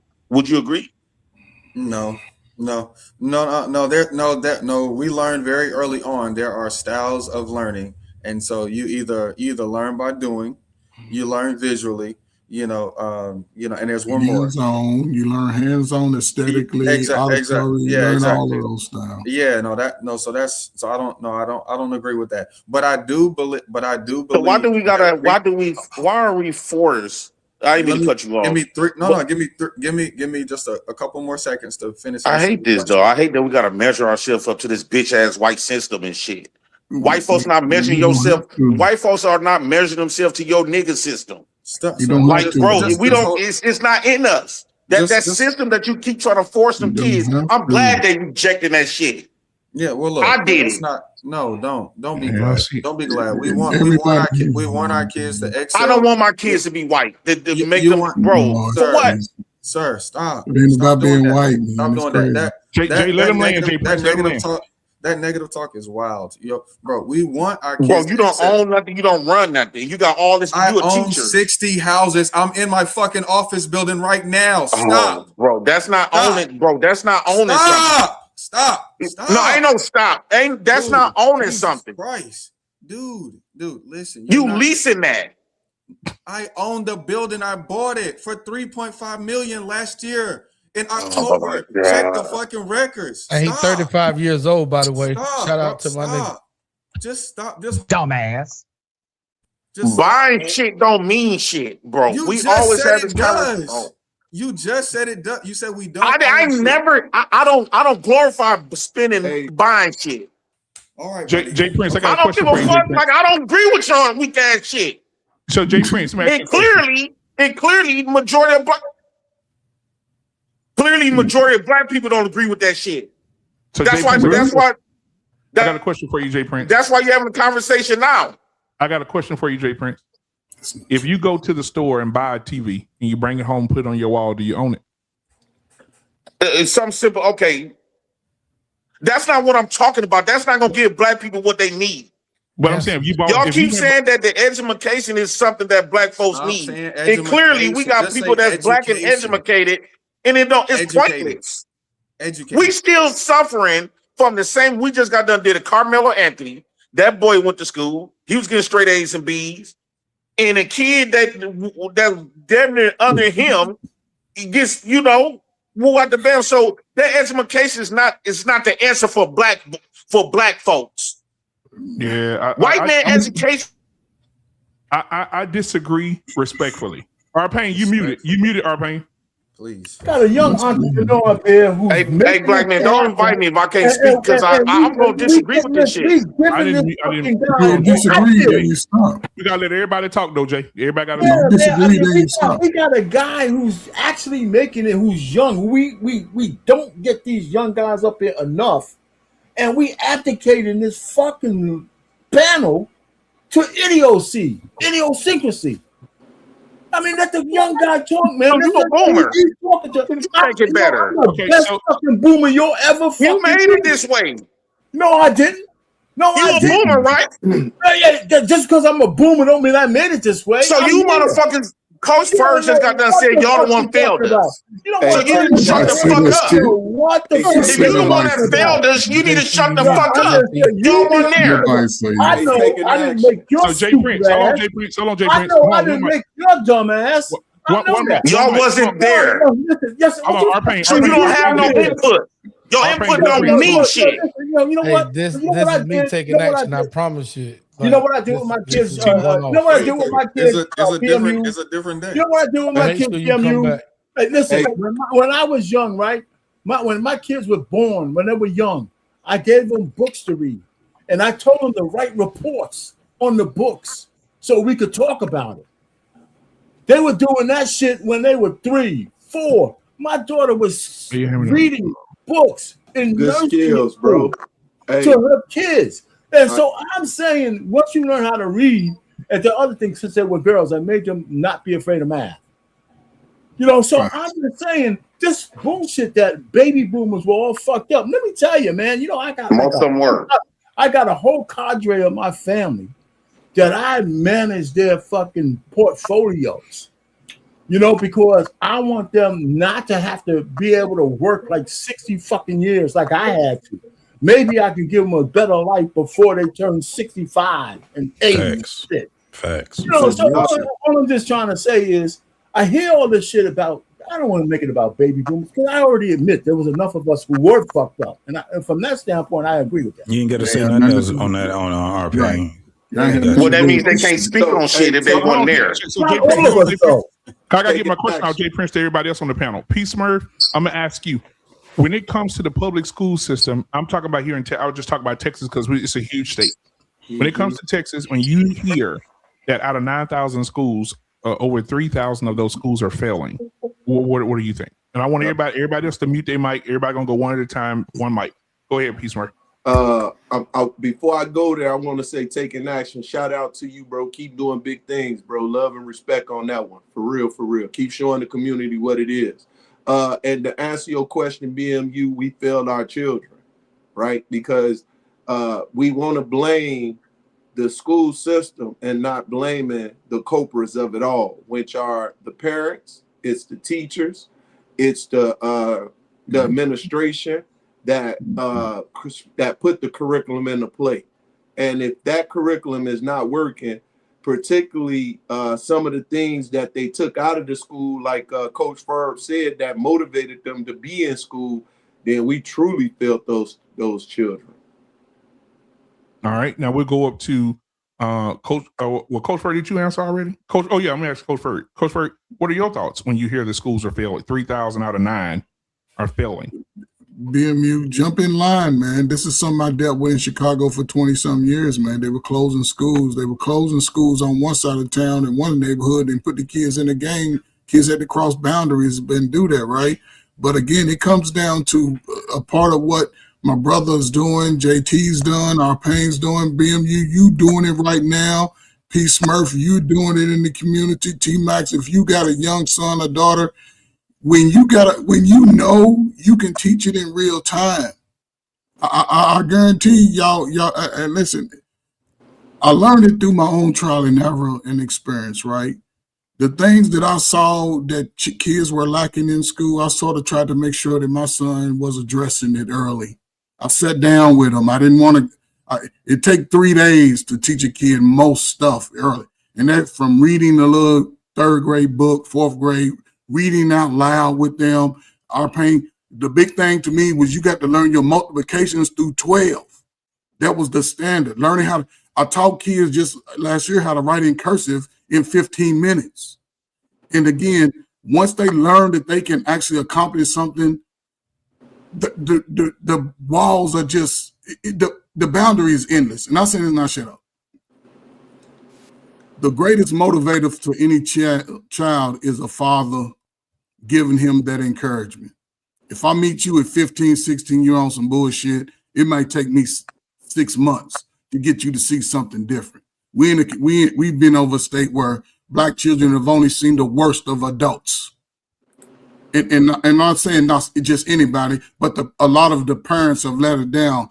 And I'll say this, you 40-something-year-old niggas, y'all in the driver's seats of the future. However y'all teach y'all kids, because y'all kids is fat, just a reality. They got low self-esteem, never heard of before. They got under motivation. But if a father's teaching it, what he's doing now is going to pay off when they're 24, 25, 26. That's when you see the reward. And it may not always be money until later. But they ain't going to be out here. Most of them ain't going to be reckless. I got too much respect to think that y'all kids is out here reckless and y'all engaged, and it ain't going down. T-Max? Man, listen. Skip me for a second, bro. Okay, I know you. JT. I want to hear the young dude. I want to hear the young dude speak, man. Yeah, this is me.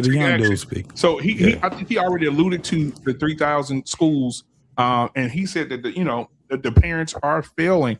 But I believe that the parents are not failing by. I think they're intentionally failing their kids. And somebody said earlier about these proms are costing parents $3,000. Yeah. These proms and renting fucking goddamn what you call it limos, and I've seen kids coming out of caskets, party and buses and shit, and getting horses and camels and fucking, and the kids. You mean you invest all of that money for them to look good in a dress and a suit? But you know why though? You know their education. But you know why though? You know why, BMU? Because they know that that's the highlight of their kids' life. That's the highlight of their life. They ain't gonna get married.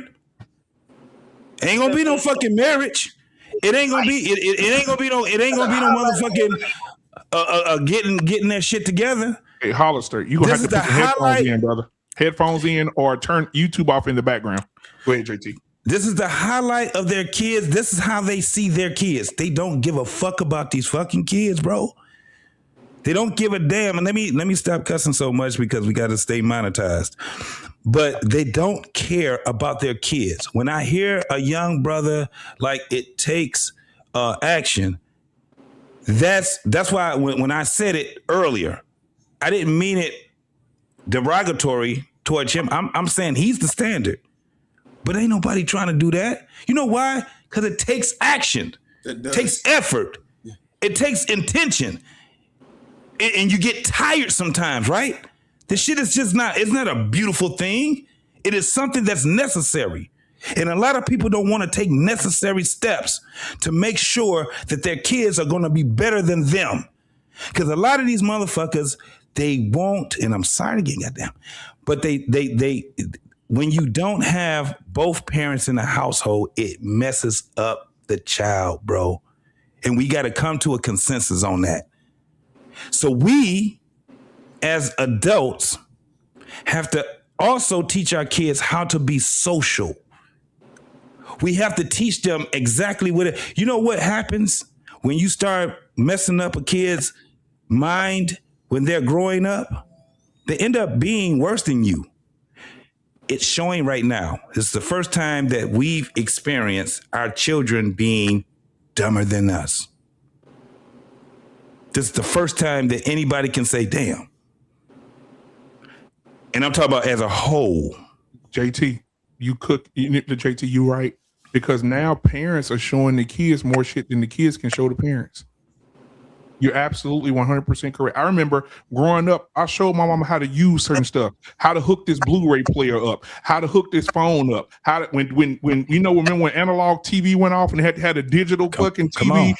I had to teach them all of that. I had to teach them all of that shit. And now you teaching your kids, son, come here. This is how you plug this up. Instead of them trying to come in and say, hey, daddy, you don't know nothing about this. Let me show you. It's not like that no more. And one of the things I brought up, bro, I said this 3 weeks ago. And somebody on this panel said it tonight, or I think it was on the video. There's something called, I thought it was just something somebody made up, but there's something really called brain rot. Yeah.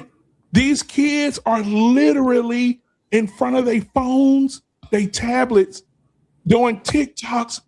If you go look at their time on the phone, just go and get your kid phone and look. 10 hours flipping through shit and going through different emotional changes in those 10 hours. Think about this. You watching a TikTok video where a girl is hugging a puppy. And then you flip up, you see a motherfucker getting shot. Then you flip up again, you see a motherfucker dead on the street. Then you flip up again. I mean, when you start seeing all these different things, it's fucking your emotions up. You laughing, crying, heartbroken, scared, all in the same fucking time. And they designed it as like a slot machine for you to swipe up and down, like the rolling of a slot machine. Yeah, so the kids are like this. The kids are like this. That you can't, if you tell them to put their phone down, you damn near have to fight them. Might have to shoot their ass. And it's a thing called TextNet for the. Don't we have stories? Going to be curved over for looking down at their phone so much. Yeah, and this is the craziest thing, T-Max.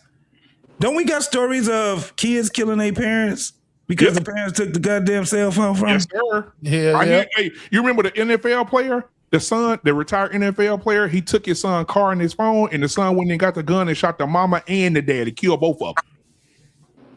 So when we have someone like this takes action that comes up and he's saying, hey, this is what it is. I agree 100% for my brother for what he's doing. And I commend you, bro, on what you're doing. We have to have more people that's doing it.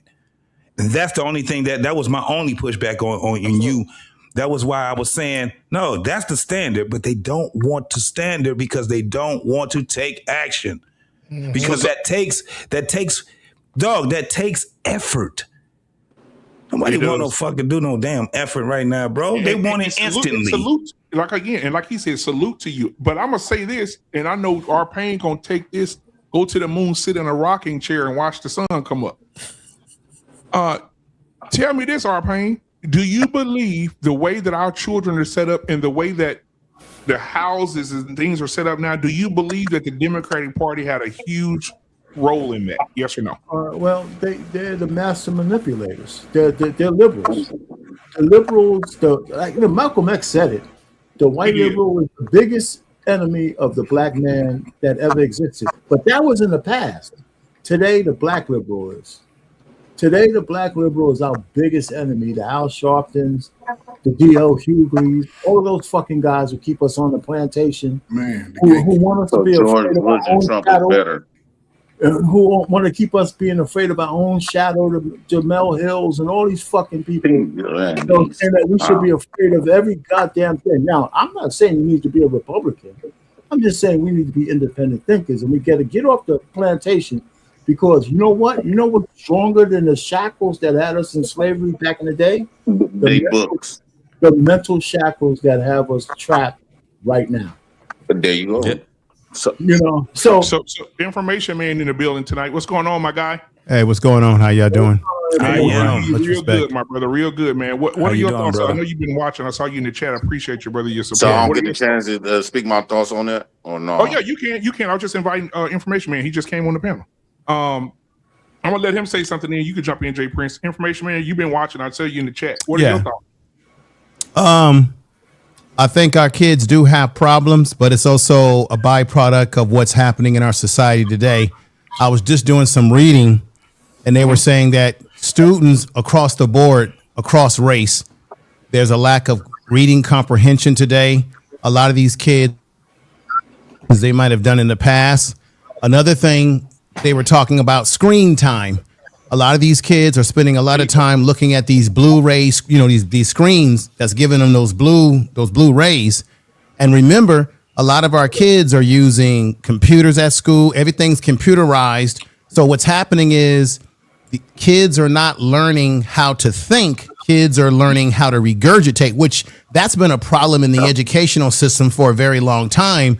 Well, are you teaching me how to think critically? That's another area that's been that's going downhill across the board is critical thinking skills, which is causing a lot of these kids not to be able to do basic things. Do you know some of these kids can't even do basic cursive, right? Yeah. Some of these kids, if you were to put some of these kids in a library and you told them, I want you to research without using a computer or any of these sort of modern tools, do it the old-fashioned way. Let me see if you can research and dig up some stuff in here. If I give you an assignment, a lot of these kids can't do it. I remember, and I think they still have this at my old school.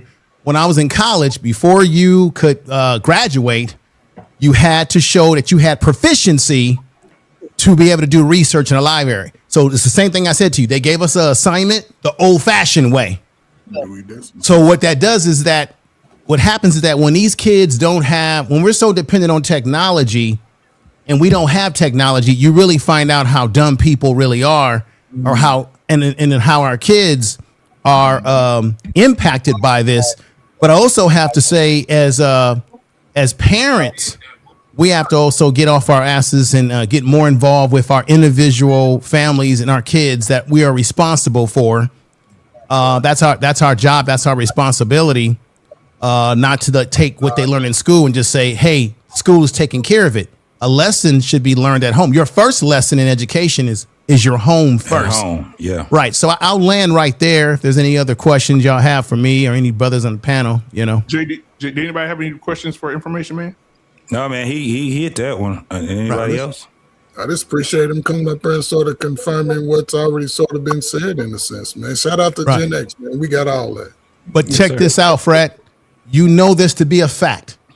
When I was in college, we had a mentoring tutorial program. We went into a hood in the San Francisco area, and we worked with youth. Yeah. Okay. And we were able to improve their academics. Some of these kids to this very day, when I've seen them in the streets, they're doing well. Now, I know people always say, hey, it ain't up to us to be the fix-it man or be the, whatever. But the reality is, you guys know this. When men are not in a community, right, stabilizing that community, we can see that our kids are falling apart. Another thing that bothers me as I land my plane is that I think our kids are too focus on athletics, no shade to people that's in the football and basketball, but we're too oriented. Our kids are too oriented to just sports and all this entertainment.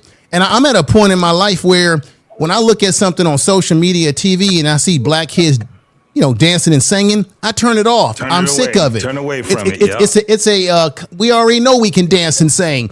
I want to see the black kids that are doing the scholarly things. And they're out there, brothers, but they don't get propped up enough because we're too damn entertainment oriented as a people. I land my plane there. That was dope. He killed that one right there. Thank you. So I would say to this. I think black people have been forced to believe that the white man's education system was going to lead them to freedom. I think what it is not about that they are failing. I don't think that's a failure for black people. That's not measuring up to the white man gatekeeping his intelligence or his IQ level. I think that nature taking its course. I think that it's a positive thing that black boys and girls is rejecting the system that told them that they wasn't shit. They gave them whittling. They did everything that's harmful to them. Also, with this education system, it never taught them to be independent and compete with Donald Trump, compete with the American government, compete with any government at that matter, right? Everything they got into, they always had the education for black people taught them how to be self-serving, how to be a follower. Never, no education in America going to teach niggas. And it's so crazy that I hear all these so-called educated people. You can tell that they went to school with white people, but yet those white people is their boss. Those white people is their government. Those white people is their Democrat. Those white people is their Republican. What you don't hear is them black folks that went to school with them is none of that. They is y'all are the keep the ice cold. You feel good because they let you in the corporate room, but in those corporate rooms, you busting tables, right? You're not sitting at the table with Donald Trump. You're not sitting at the table with people that's illustrating these, coming up with these curriculums. You're not there. They don't. Your education, your black voice don't matter, right? You don't have no power. Then when you look at these white people, they got power. You do not. All the education that you done got, that you done put yourself in debt for, trying to measure yourself up to a system that hates your guts. They never not hated your guts. Did he say anything else different from what he said last fucking week? Because it don't matter if I'm saying the same stuff, that means the same stuff is still happening. Black people already graduated. They done everything to measure up in America within these 500 years. And guess what? You still got Carmelo Anthony. You still got the little boy getting shot. What the fuck is he talking about? Everybody going away. What it have been done? Hey, JP, you got to okay, y'all got all of this smart. What it done for you? You on these platforms, we already heard you say that shit. We already heard you say it. Y'all is on these platforms bitching every day. Your women still don't respect you, right? Your women don't respect you. I get more respect from the kids and women than any one of y'all. That's a fact. So let me ask you a question, Mr. European-centric. Let me ask you a fucking, hold on. Let me ask him a question. What have you done to change your 3 daughters' lives right now? You asked them that already. Being there. No, I changed their life by being there. That don't change their fucking life. My presence different. You ain't left this country yet. I'm gonna explain it to you. You ain't left this country yet. Everything that you're doing is Eurocentric. No, I'm about to explain it to you. Plus, you on fucking Wells Fair. You're using the Eurocentric system. Why y'all keep muting me, though? Ain't nobody muting you. Oh, yeah, ain't my bad. Go ahead and Jay Prince. So, Jay my Prince. bad. Let me ask you a question, brother. My bad This is on a that. simple But here's question, the not to thing. bypass Here's the everybody on the thing. panel. Let me ask you the simple thing is, question. Do you pay giving taxes? I'm giving my daughters the Do you pay presence of a taxes? father that majority of black women didn't never have. They never have experienced a black father. That's one. I'm also giving them insight on how to treat them. How, like, how y'all be coming up here complaining how the women don't take y'all direction, take y'all leadership. Guess what? My daughter and them gonna be used to taking leadership from men. Why? Because they was raised from their father. So a lot of these women that y'all done married didn't have that, right? They had mama in the government. You So when don't they know give that. you, No. you don't like to be interrupted, bro. No, When they get I don't when like they to. I get don't with like to be somebody lied like on you, either. I when don't they like get to with be. somebody I don't like like you, to be lied on hold either. on, You did this last week. You did this last It week. don't matter. I can Come say up it for with 50 something years new. until it changed. Come up with something That new. means it's the truth. Information man say he got a question for Jay He Prince. asked you a question. Nah. Yes. My question is that a lot of times black people complain about, we're in this system. We were born here, right? If you pay taxes, Jay Prince, we're already indebted into the system. The time that you were born into the world and you have a birth certificate number and the whole 9 yards, they already got your ass. So this whole thing about, why y'all going to school? Negro, you paying taxes. Negro, you going out into the world. So you accept defeat. But no, I didn't say anything about defeat. You sound. Listen, I'm gonna say it to you respectfully. You kind of sound, and don't take this wrong. You kind of sound self-defeated, brother, because you keep saying, "Well, we got all this education, and we ain't this and this and this and that." Okay, Jay Prince, what is your answer? What's your solution? No. What is your solution? Since you're saying that the education and all these things have been a flop for us, then what is your solution? Because remember, we're still in this matrix called America. And you still gonna have to be. You got to pay your tribute to this beast. One of my biggest solutions. One of my biggest solutions is you still didn't answer my question. I'm quiet as a church mouse.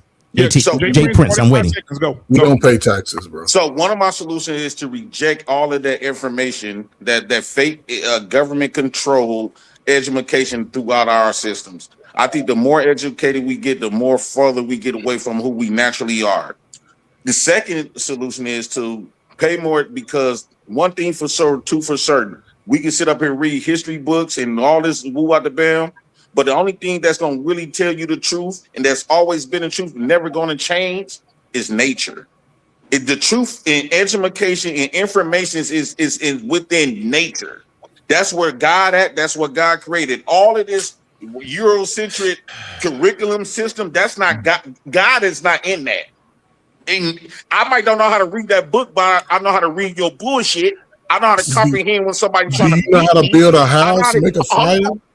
I know how to comprehend. I know how to comprehend when you trying to play tell me. somebody he got right? a goddamn food truck. So I got the information where it matters, right? Where it matters. This shit that you. Most black folks don't even go to college. If they do go to college, they don't even take up the trade that they don't get up for anyway. Jay Prince, what are you going to do? Most You just people talking. who went to You college filibuster right now. don't even work in the field that they went to college for. That's why we don't need to even go to bring it up somebody as else. that. That's why we need to go to somebody else. But Jay Prince, your argument is silly because many people who go to school. Let me make my statement, brother, without all the yelling and all the antics and all the immature behavior that you're displaying right now. Let me just say this. This is why what you're saying doesn't make sense respectfully. I think that it don't make because sense all people to the white program. Can I make this statement? All people across the board that go to college. So you won't see, this is a sign that he don't want people to speak because he really doesn't have the answers. All I was simply going to say to you is that all people who go to college across the board in race, 9 out of 10 times, a lot of people, when they leave school, they don't end up working in their field of study unless they go into school and do something specific like I did, like engineering, right? Or you go into medicine or what have you. Those type of fields, you're going to have a direct line to it. That's why when you're in school, you research jobs that you can connect to, right? But not just black people. There's white people who went to MIT and they working at a grocery store. This is facts. There's some people who are just career students and they're not really going to school because they're trying to get some big job. They like just being in school. So your argument right there doesn't hold any weight. That's everybody, not just black people, brother. May I ask you? But it's not just black people. Yes, sir. We talking about strictly black folks. May I ask you a question? You say right, but you said something that was not correct. So you went to not school just for us. engineering. You went to school for engineering, right? I didn't say I went to school for engineering. I gave an example. If you go into a specific field where you have to get a certification or a license, then you have a direct pipeline potentially to that type of job. So what did you go So to when school I went to school, man, I studied to be a kinesiologist, right? What I is took that? psychology. That's like becoming a physical therapist, but I went into mental health. So I'm a mental health therapist. I've worked with kids. Currently work with guys in the prison system. I've worked with older adults, youth in trouble, troubled youth. And that required me to do what? Have internships, have certifications for a direct line to a particular type of field. Now, but I don't want to get all in that. My whole point of just saying that it's all race of people who can go to college and may not end up doing what they did with their degree. So don't just make that about a black thing, brother. That's all I'm saying. Information man. Let me ask you some questions, right? So let's just say do you know any black engineers or black people? Yeah, I know a whole bunch. Matter of fact, a whole bunch of black engineers, right? Yes, I do. This is why I know. No. Let me finish. I'm asking you a question, man. I'm going to answer. The reason why I know a lot of black professionals is because of the organization that I'm a part of. So I'm around. Listen, brother, listen. Please. I have been in the room with black men that are doctors, scientists, what have you. A lot of people don't even know that a black man created the last element in the chemistry chart, which was a man-made element. He went to Berkeley. I used to be in chapter meetings with this brother. So I'm saying there are black men that are scholars out there. So that's all I wanted to say. That's all. I've been around them. I know a lot of engineers. I know people who are part of NABA. You know what NABA is? It's Black Engineering Organization. Hundreds of brothers that's in that. So you don't want to talk a fucking lot. Okay. Right? So I'm gonna land my plane right there. Can somebody else step in? I'm sorry. I'm talking too much. I want to ask you a question. With those engineering, those men that's engineers, right? Yes, sir. Can you point out something that they actually engineered with their name on it, and not the white man influence nowhere on it? Name one of them. I can. And I'm gonna look them up. Rick, I can name. No, I can. You do know that most of the. Do you know? Let me just say this for history. Infrastructure in America. Okay, I got you. Do you know, brother? Do you know? I just want to know. I just want to let them know this. Do you know that most of Los Angeles structures, buildings were designed by a brother that was an engineer in Los Angeles? There are many things that black men are doing. Do you know that a lot of the, let me let you know, a lot of your, let me just say this. Do you know that a lot of your, let me just say this and I'll be quiet. Do you know that a lot of your favorite snacks that you see on TV, it's called food science. There's black men who are responsible for some of our most tastiest snacks that we see advertised because they are involved in food science. You know where food science first started? In some of the historical black colleges. And a lot of brothers went into the food science and engineering and that nature. There are structures. There are structures that have been. Well, I'm giving you example. There are. I just told you. There are where it counts, where it matters. There are black men who have built stuff, brother, who have been part of building bridges. I used to work in construction. I used to work in the assembly line. Jay Prince. I'm saying that there are brothers that have been on projects. We have But anyway, let's move on. We have an engineer on the panel right now. Can we have the engineer speak then? Who's the engineer? Me. I spent my whole career as an engineer. So you please shut him up, Please shut him up. Let me speak, because if he really was an engineer, right? He won't be on this platform, man. Let him go. He would be somewhere. Just control this fucking guy, man. You should shut the fuck up and let people talk. You be soaking in money right now. Go ahead. He is. Go ahead. Oh my God. He got plenty of money. It's kind of funny, right? Because when I put both his girls through college. When I went to engineering school, right? I was kind of a pioneer because I was the only black guy in the whole chemical engineering department. Chemical engineering. Yeah. In the University of Buffalo. So, but when I worked as an engineer for the Department of Defense. Some people don't like that shit. But for 10 fucking years, I sat on the software release board. because we've made weapons of mass destruction. They started to automate them, right? All the software that came out of our organization had my name on the fucking release document that said it was fit for use. I had generals, colonels, everybody answering to my board to defend the veracity of the software before it went out. Stop what? You know, we had a whole cadre of people from the organization sitting around the table. We're talking to multi-billion-dollar corporations, all of that shit. Right? So if I had any claim to anything that say, what did I do with my life? For that time, the only thing that mattered was getting our fucking soldiers back home safe. And that the shit that they had out in the field worked. I didn't have no political conversations in the board. Nobody, I don't give a shit whether you were a Democrat, Republican, I didn't give a shit. We didn't talk about that. Because the only thing that mattered was getting the soldiers home, giving them the supplies they need that would work when they needed to work. So when I hear somebody, you know, but it's almost beside the point, right? Because I'm not the most brilliant engineer in the whole world. I just knew that the fucking ladder had to be up against the right wall in order for us to get shit done. And so the point really is, and so one of the things when my kids went to school, they didn't go to college without a plan. Mm-hmm. They didn't just go to college and waste a year or two so they could figure shit out. I didn't have the money for that. Before they went in, you're going to do this and you're going to do that. You know, so I'm just saying, you know, so we take a lot of heat for baby boomers because we're supposed to have left out kids to dwindle on their own. I'll tell you, that shit ain't true. Just like me and my wife, we kiss each other every day and we've been married for 39 fucking years. You know, so I sit back here and listen to all of this stuff. We got guys like Jay Prince. I don't want to say I pity his kids, but I don't know what he's teaching them. What is he teaching them? Because if he's telling them the shit he's telling us, man, I pray for them. I pray for them. Let me just say, go ahead. I'm going to say this. If Jay Prince is out there listening, because he's saying that black men haven't accomplished anything, what good is going to school, what have you? Well, you foolish individual. A black man by the name of Dr. Mark E.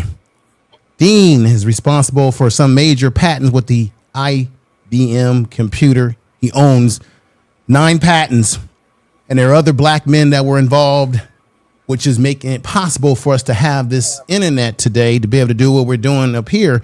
Black men have been involved in engineering and space and computers and what have you. So he's saying that we read in books. Why don't Jay Prince needs to read a book so that he can find out about things that black men have done in science and engineering that's been hidden away from him because he obviously hasn't taken the time to read and find out about accomplishments that brothers have made in engineering. We're talking about in bridges and things of that nature, that roads. There's things that black men are doing behind the scenes that it's not getting advertised. But you just assume that everything in the world that we're living in was made by white folks. Bullshit. The elevator doors made by a black man. The third rail on the train, a black inventor created that. The ice box to keep your food cool. Huh? There's so many things that we have. Everything. The traffic light. Gary, yeah, Morgan. So there's transfusion. Thank you, Dr. Drew. So, and you should know Dr. Drew, brother R. Payne. He's a member of your organization. So there are tons of inventions that are responsible for why we are functioning as a society from a technological point of view. Okay, so Jay Prince, wherever he is, he needs to pay some tuition and go to a class and learn some history. All right, 1 second before y'all go. Real quick, a tribe called. Let me add one thing before you go on. BMU, before you go on, let me add one more thing. You remember Dr. McNair, who passed away in the space shuttle? Right? Mm-hmm. You know, he was at Cornell University. Wow. He gave a speech to the National Black Engineers. And I was at that particular speech before he passed away in the early 1980s. So I drove down from Buffalo with a whole bunch of students. We went down there to talk to him. Guess who was there as well? Minister Farrakhan. He was rebuilding the Nation of Islam, and they were in disarray, was trying to rebuild it. I'm telling you, so I remember all of these guys, you know. So when I hear people, you know, and unfortunately he passed away in a space shuttle. But, so I met him. You know, so I mean, there you go. I mean, I'm just saying a little bit of history. You know, it's kind of funny, and I'm gonna shut up right here. When you live through decades, you gotta bear with the old man. When I have memories of shit that happened, you know, 30, 20, 40 years ago. I mean, I can't help it. This happens. You know what I'm saying? And I hope for every one of you, when y'all get to 60 and 70, you're gonna have one of the things you're gonna do is you're gonna live life in, not live life in retrospect, but you are gonna remember shit. And part of your life going forward is looking back and on the things and the decisions you made and the people you met 10, 20, 30 years ago. And that's just going to be important to you. Now I'll say this, R-Pain. You brag a lot on your age, and I know you're older than 60 because I'm familiar with scripture, and it says that you were there. You're one of the barrel holders that Jesus used to turn the water into wine. That shit was good too, man. It was more like Boone's Farm than anything else. Yeah, absolutely. He said, a tribe called Harris, man. Thank you. They gifted one Black Man Unfiltered membership. I appreciate you guys so much, man. If y'all have not went over and subscribed to their channel, please do so, man. Husband and wife over there doing the work. Right. So, man. And guess what? I wish they were here tonight. They got a show live right now, and they supported me, so I appreciate them. But they homeschool their kids. His wife stayed and homeschooled their children. Absolutely. And he and you know, they did a lot of great things. And so for them to, you know, I would love to have them talk about this right now. Because I know his wife don't play no games, and she got a show that comes on, I think, every Sunday called Shame. And she's shaming the hell out of everybody because these kids are the way they are. So if y'all haven't went over there to their channel, man, make sure y'all go over there and do that. They're not bullshitting over there. A lot of people steal from them too. A lot of people steal stuff and take it to these bigger channels and use their stuff, and they never get any accolades for what they do over there. Also, one of the things that I remember that he said was the reason people keep talking about things is because those things are still happening. Yeah, they're unresolved. Unresolved. Yes. Yep. So anyway, back to the conversation, man. I want to get we got Hollister in here. Yeah, not Dave Hollister. You know what I'm saying? Hollister George. What's going on, my guy? All right, how you doing? Hopefully you can hear me. Can you hear me? We got you, brother. Yeah, we can hear you, brother. All right. Yeah, I started watching on my phone, and I was listening to Brother JP. And I had wanted to jump in because, and unfortunately, he looked like he didn't tapped out. But the prisons are full of people with that mentality, and I was one of them, right? I have a little different history probably than most of the people on the panel, and I salute you. You know, you gentlemen. I feel like you're the standard for Black people, and what's generally shown out in the public, you know, we get the worst element of who we are. Basically, is represented. And unfortunately, even the people that try to or think that they're imitating us, they imitate all the worst, right? And don't recognize the real that's going on. And in the communities, unfortunately, in a lot of, especially the poor communities, that mentality that Brother JP had is exactly why the schools are failing. We don't value education, right? So we don't value education. We value the thug, the type of talk that JP was talking, and he said that he get more respect, you know, he'll get more respect than you guys would, and I would tend to agree, but it's for the wrong reason, right? You're going to get respect from people who actually want something from themselves.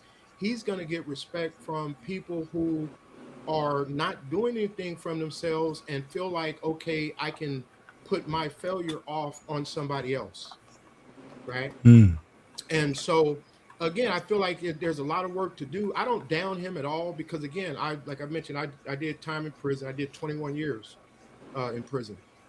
And I was a youth. In my youth, I thought the same way JP did. I know that the prisons are full of people talking that talk, the white man's education, all this nonsense. But like one of the gentlemen, I forget who it was on the panel, making the point that, look, you in America, and this is the standard of success that you're going to need in order to survive.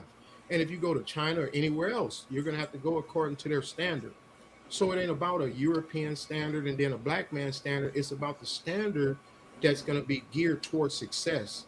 And if you're teaching your kids to not properly educate themselves, that's only for the European, and he kept talking about the natural, right? And I think eating natural and all that stuff, I think it's all good, right? But it seemed like to me, everything that he was saying about natural was trying to contradict educating yourself, right? And unfortunately, a lot of our communities, that's what we value. Like the gang members, you know, you could be out on the streets. Those are the ones that are going to be cool. The kids that are going to school, educating themselves, they're going to be the ones that get picked on. I heard you gentlemen mentioning about, you know, at one point, like in the schools, you know, it wouldn't be like any substitute teachers coming in and teaching in the school. That's because they were scared. They're scared to death. They're in fear for their life. So they ain't coming in there. It's like a lot of these schools now. It's even worse now, because at least at that time they had some respect for the elders. Like nowadays, they don't care, right? And so, you know, basically, I feel like it's going to take a change in values, right? Like people, you know, like this podcast, like being more popular. Like that's the thing that's actually people are looking at and that's being pushed, as opposed to a lot of the other stuff. You know, so I watch a lot of the prison channels and some of the channels that talk about, you know, like gangs and all this stuff. I watch that stuff too. And it seems like they get more popularity than the channels that's talking about something that's actually going to help and actually benefit the people. And as long as that's what's popular, as long as that's what people are gravitating towards, you know, it's like that old saying, when you're growing up, you are what you eat, right? Meaning that what goes in is what's going to come out. So if we're always consuming all of this garbage, all of the garbage is going to come out. And you could hear that when Brother JP was talking, and he's not here, so I'm definitely not trying to talk bad about him, but I just know that mentality. I was that mentality, right? And you know, so basically, I just feel we have a lot of work to do, and I really wanted my comment to kind of follow his, but I didn't want to like jump in, rude, interrupt people and stuff like that. But I kind of really wanted my comment to kind of follow his, because I feel like he's arguing for his own destruction, right? He's arguing for his own failure, arguing hard for it. And it's really unfortunate. And as somebody said, hopefully his children, which I believe he loved his children, but hopefully they can see through it. Hopefully they can see through the nonsense, right? I feel like he's probably doing the best he can at the educational level he's at. And you know, and the thing is, it's not like I'm highly educated. You know, like I said, I went to prison. I did 21 years. I done a little bit of college. I got an associate's degree. I work right now in substance abuse treatment program. We primarily deal with parolees, people who been to prison. So I'm dealing with people who had a history similar to mine. You know, I try to talk to, you know, young people as well who are out there aiming. Like you got a lot of young people, unfortunately, aiming to go to prison, right? Aiming to just do stuff. Even with the and I'm not sure what everybody's view, even on that Carmelo Anthony situation, but I feel like a lot of the twisted values that we're putting out there leads our children to end up in these type of situations, right? And that's unfortunate. And the majority of the people that I've seen in prison, I sat in prison with, including myself, right? You know, we could talk about the racism, which I think there is a such thing as racism, but when I look at my situation, honestly, it wasn't no white folks that came and just picked me up out of the hood and just said, hey, we taking you to prison for no reason, right? I'm out there doing certain things that would logically indicate that I'm likely going to end up in prison if I keep doing these things that I was doing. And I ended up in prison, right? And did a good portion of my life in there. And it was only in there that I really start thinking kind of the way that I'm thinking, and like, look, you know, there's good talking points, right, that the JP was making, and there's probably a lot of people, again, that the way that I talk, they would say, oh, it's sellout mentality and all that. But to me, to intentionally give people a false narrative, by definition, that's sellout, right? So anyway, all right. Yeah, I just wanted to here. And thank you for that. Right, we got some more super chats in the building. I'm gonna have my her wifey read them for me. Let's see. Whenever you're ready, sweetheart. Like, you hear me? Let me know if y'all can hear her because I can't see him. She can see him. Go ahead. All right, guys, we got a $5 super chat from Kaboo6635. She says, good talk. She's been very active in the chat, so thank you for that. We also got a $5 super chat from Hink75.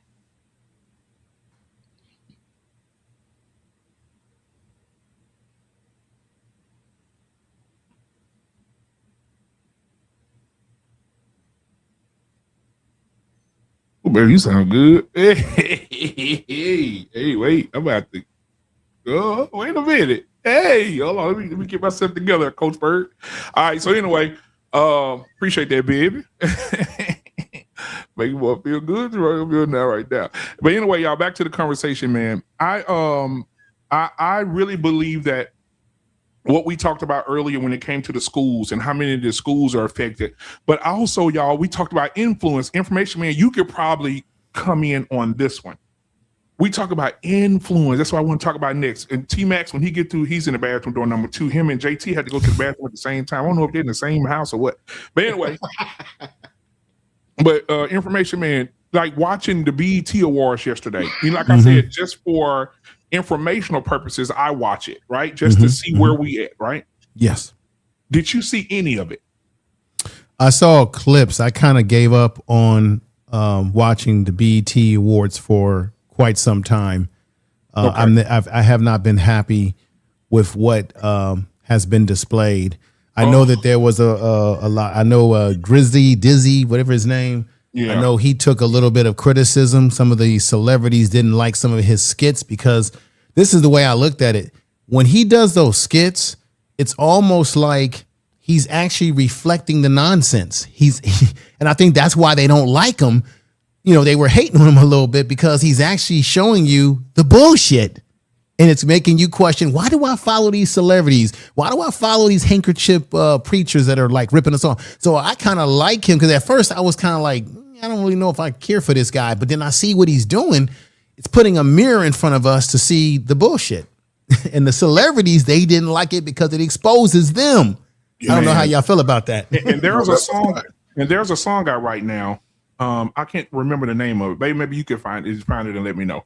But it's a song right now about women loving men who rob, take from men, rob, steal, kill, whatever. And it's like the girl that sings the song, was it Young Miami? Oh, Spin That. It's called what? Spin That. Yeah. Young Miami. Yeah, spin that shit. Yeah. That's the number one song. And the women love it. And the women love it. And when she came out on stage, all the women and the gay men in the audience doing every word. And I'm like, this is where we are as a culture. We looking at this embarrassed. Embarrassed. I hate to tell you, but not all those dudes that are champion that music are living that alternative lifestyle. You're right. And that's why, when it comes down to this celebrityism, this is where people are gravitating to, right? Because they're not looking at community anymore. Most of them didn't have father, mother, grandmother, grandfather dynamic. They came from that time. Those kids from early 80s are now adults. They're behaving the same as most of their kids are. Exactly. You can't really tell the difference. And let me say this too. These are something for the people out there that don't listen to this trash. My wifey just gave me the lyrics. She just put them in my hand. It says here, this for all my scammers and my get money bitches. Where all my scammer ass niggas at? Where they at? What? So basically, and you know how many followers this woman has? You know how much influence she has on the black community, right? Well, another thing that I don't like the emasculation of black men. You remember back in the day, information, man, we used to watch the BET Awards, the Source Awards. It was Biggie, Tupac, Outkast, all Busta Rhymes, all these masculine men there, right? This year, they had an actual man come out on stage who got a BBL. Right? Drewski is looking at the man talking about, damn, you got a fat ass. I'm like, what's happening? What is going on? You could have never gotten away with this in the 90s. You could have never got away with this in the early 2000s. Never. And so, how do y'all feel about the LGBTQI community as well as the slut community? The influence of Cardi B came on stage last night, got on stage with that big old fake tank ass of hers, twirling around on the pole. I mean, what are your thoughts, information, man?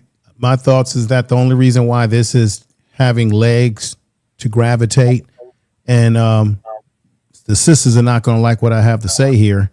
I think black women are the ones that co-sign this behavior, because we talked about this before on this channel. Yeah. Black men do not raise our kids. We don't raise our sons to be feminine or gay. We don't necessarily say, hey, I'm going to make them feminine. I'm going to feminize my son. I'm going to put him in dresses. I'm going to do all of this sort of stuff, right? So you have to look at, where do guys that are feminine like this that end up being gay, where do they get their cues from? They learn to do their makeup from women. Women embrace. This is what I'm going to say to y'all. Women embrace gay guys because they can have companionship with gay men without the expectation of sex.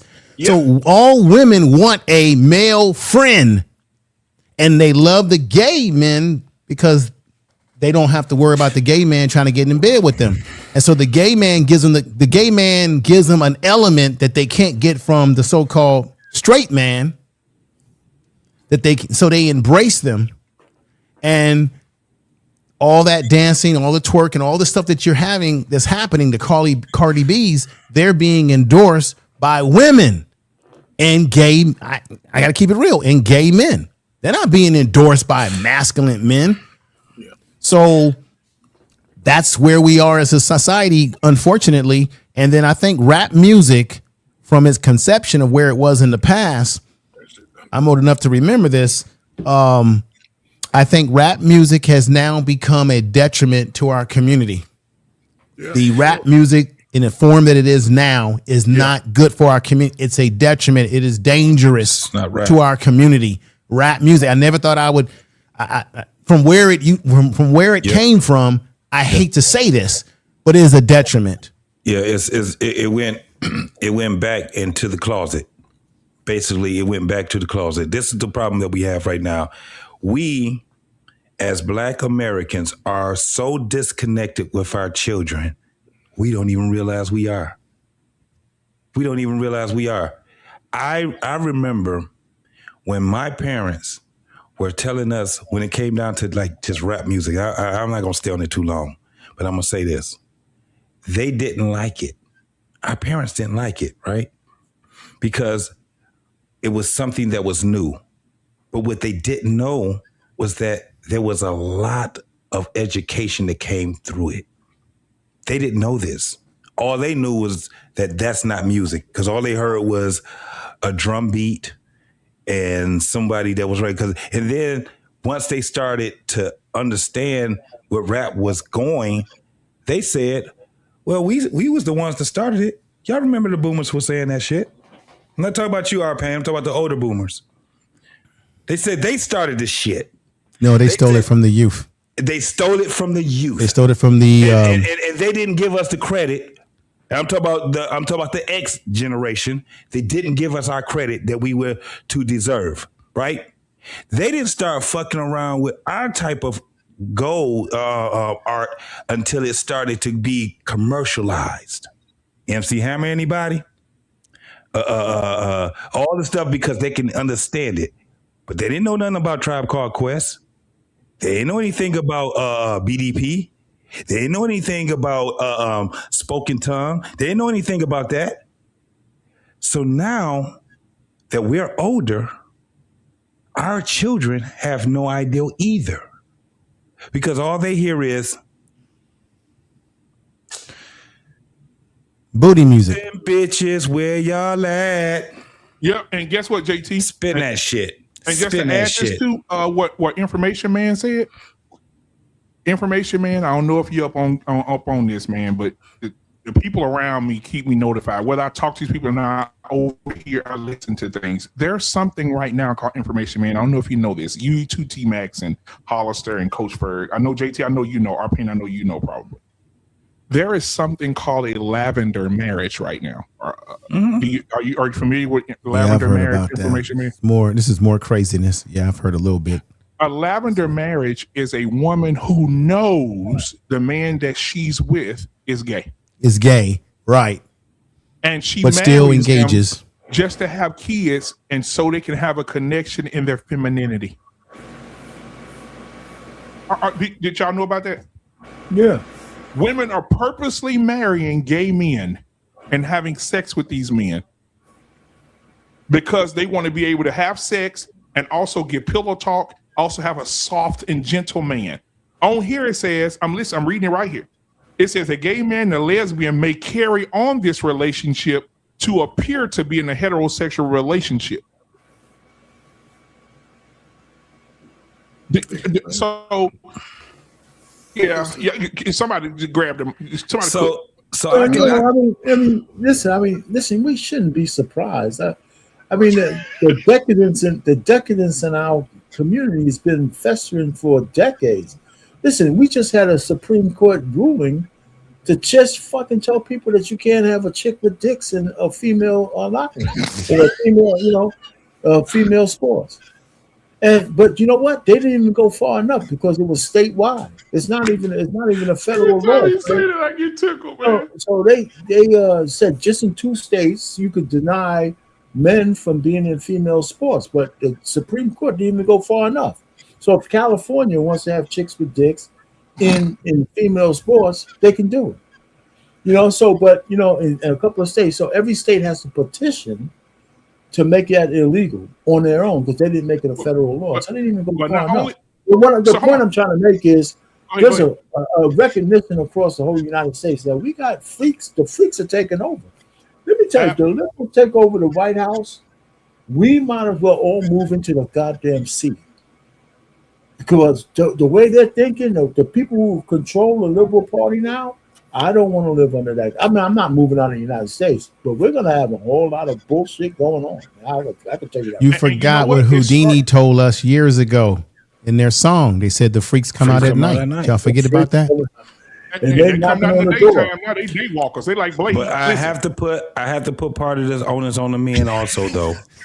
Gotta put the onus on the men. My girl got a girlfriend.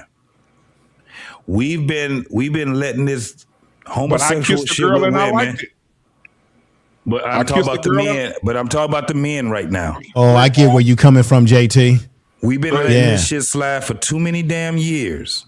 It's fine for 2 women. I want 2 women to be together. Right. We got to get out of that. We don't. You're encouraging the behavior.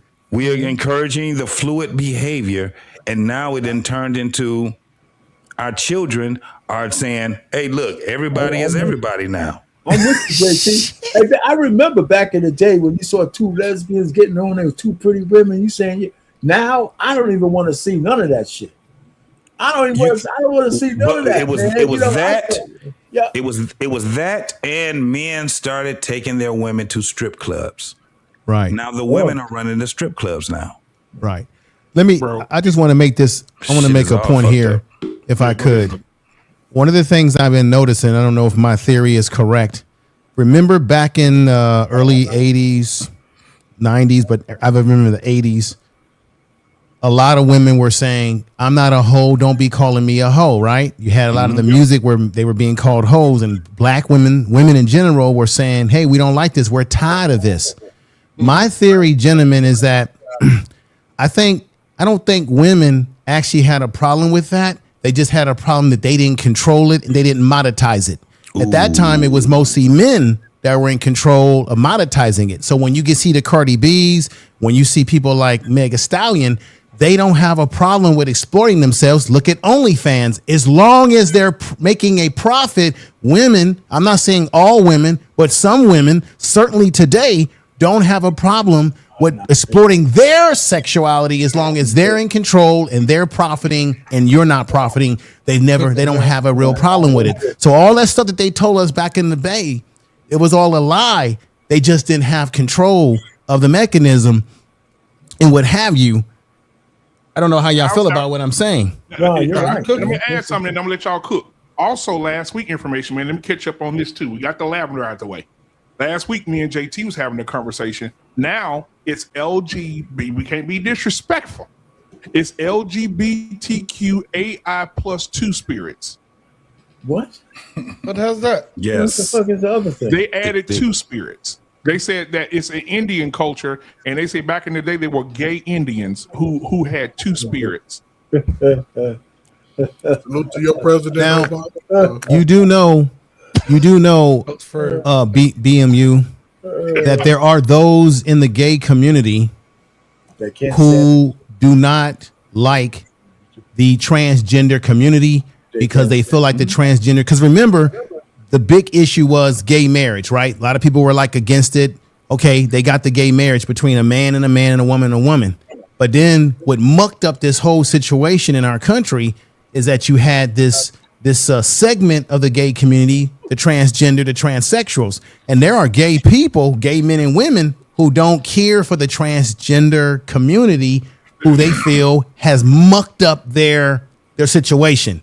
Because you gotta, so just keep this in mind, they have infighting amongst themselves. Yes, they do.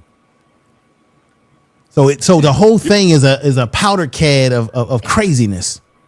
Mm-hmm. But you know, information, man, that's not so far-fetched, because as black people, we infight with each other as well. Yes, sir. We infight with each other. So I can see that, you know. It seems weird, but there's a lot of I was gonna say a lot of straight gay people, the regular homosexual or the regular lesbian, they can't stand those transgender people. Well, just like we're embarrassed by some of the things we see in our community as heterosexual men, right? I'm not going to put it past that there's not gay people out there who are like sick of the transgender movement and how it's kind of mucked up the waters for them. Mm-hmm. Mm-hmm. No doubt. Yeah. And I'll say this too. I think because we had these shows for years. Information Man, you was here for a bunch of them. We said this 3 years ago, JT. We said this, Information Man, 3 years ago. We said, y'all, all when the women were online, I'm gonna go back and find some of these videos. These women were online saying, we support the gay agenda. We support men who want to be women. Now these men, the surgeries that got so good, shit, you can't tell them apart no more.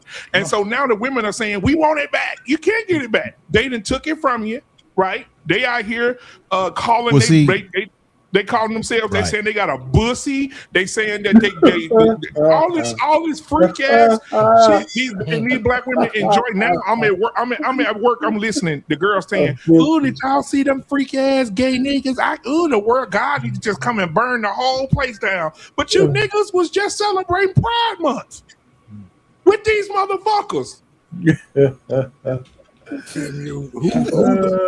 Listen, most people are gonna rock with who doesn't hold women accountable. Gay people that live that lifestyle don't hold women accountable. So yeah, they ain't gonna have no BMU as a friend. You toxic. You all the negative stuff that they try to put on you because you're a straight man. But again, if most gay men don't hold themselves accountable, they some of the sluttiest people running around. The women are the same.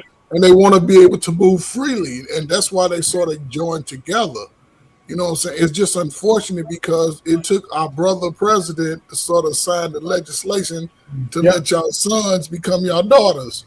So now we got young boys getting surgeries to become their sisters. So. And guess what, Coach Ferg? Now let's look at this, all y'all, as a whole. And T-Max, you can get in on this one. As a whole, look at the stuff the pressure that our kids are under.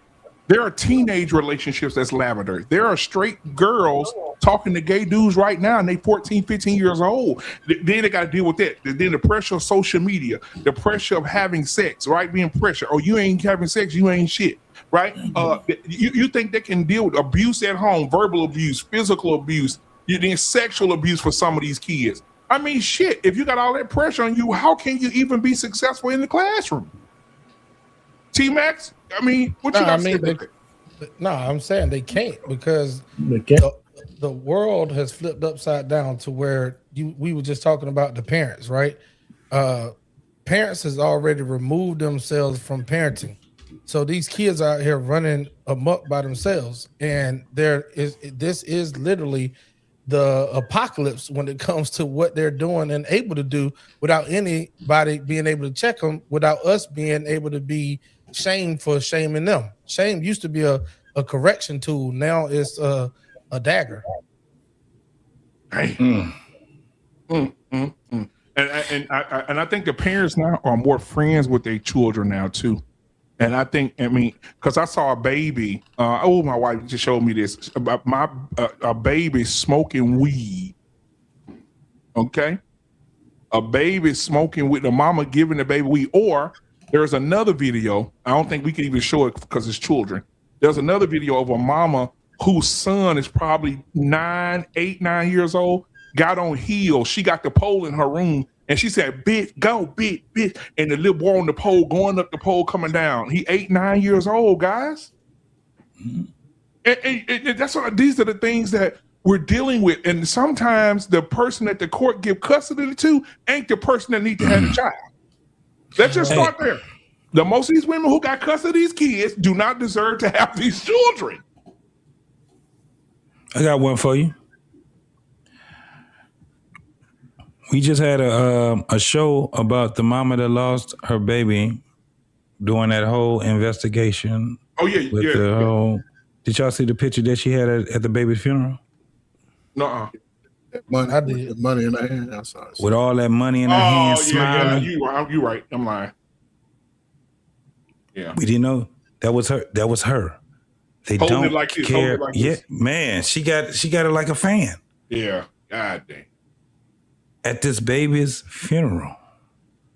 What we doing? What we talking about? Going right back to what we were just saying.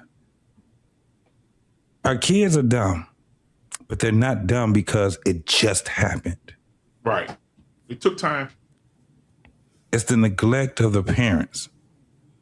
And we seen it in real time tonight, and we're gonna see it every time this guy comes up.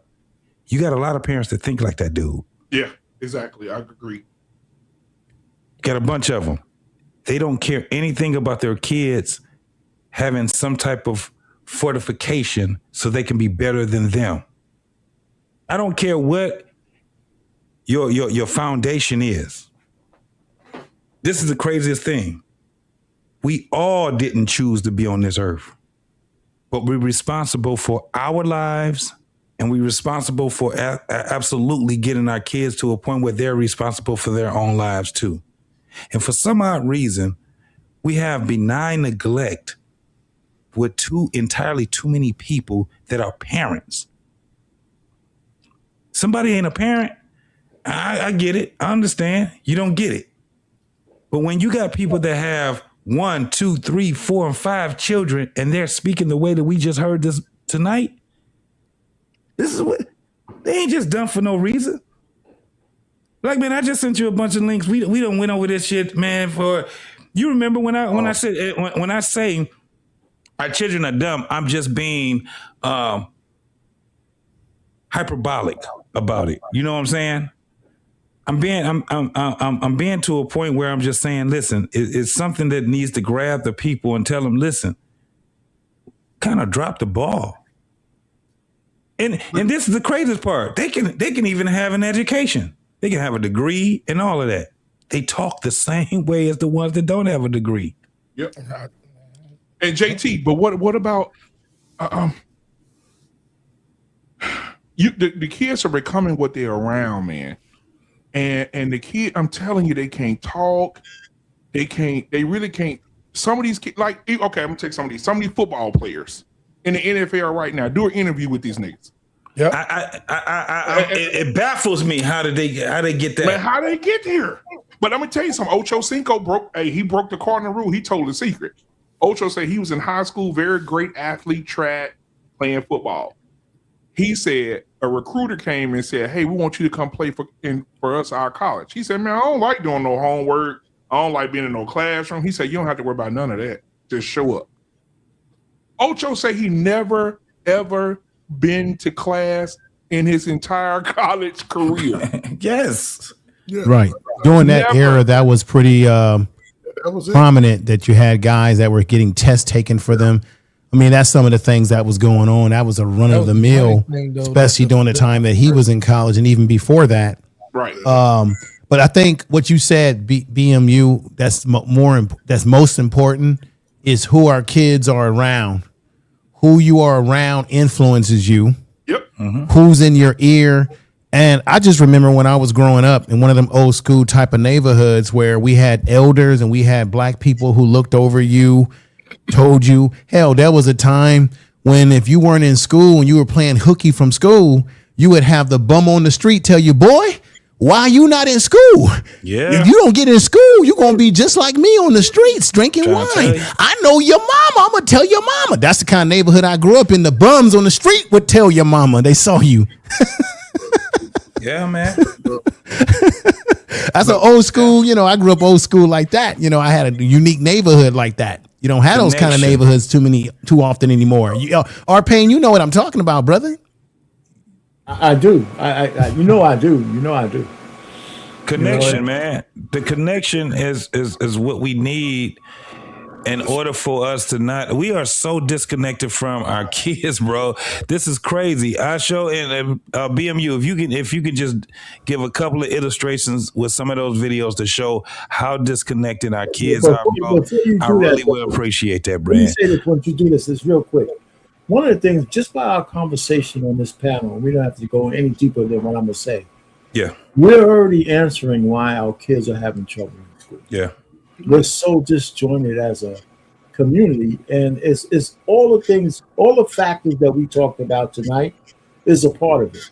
The good, the bad, the ugly. The problem is that there's no one direction that we're going in. There's some good direction, there's some bad direction, but it's all, it's just all convoluted. It's chaos. It's chaos. Yeah, we got a chaotic community, and our kids are suffering.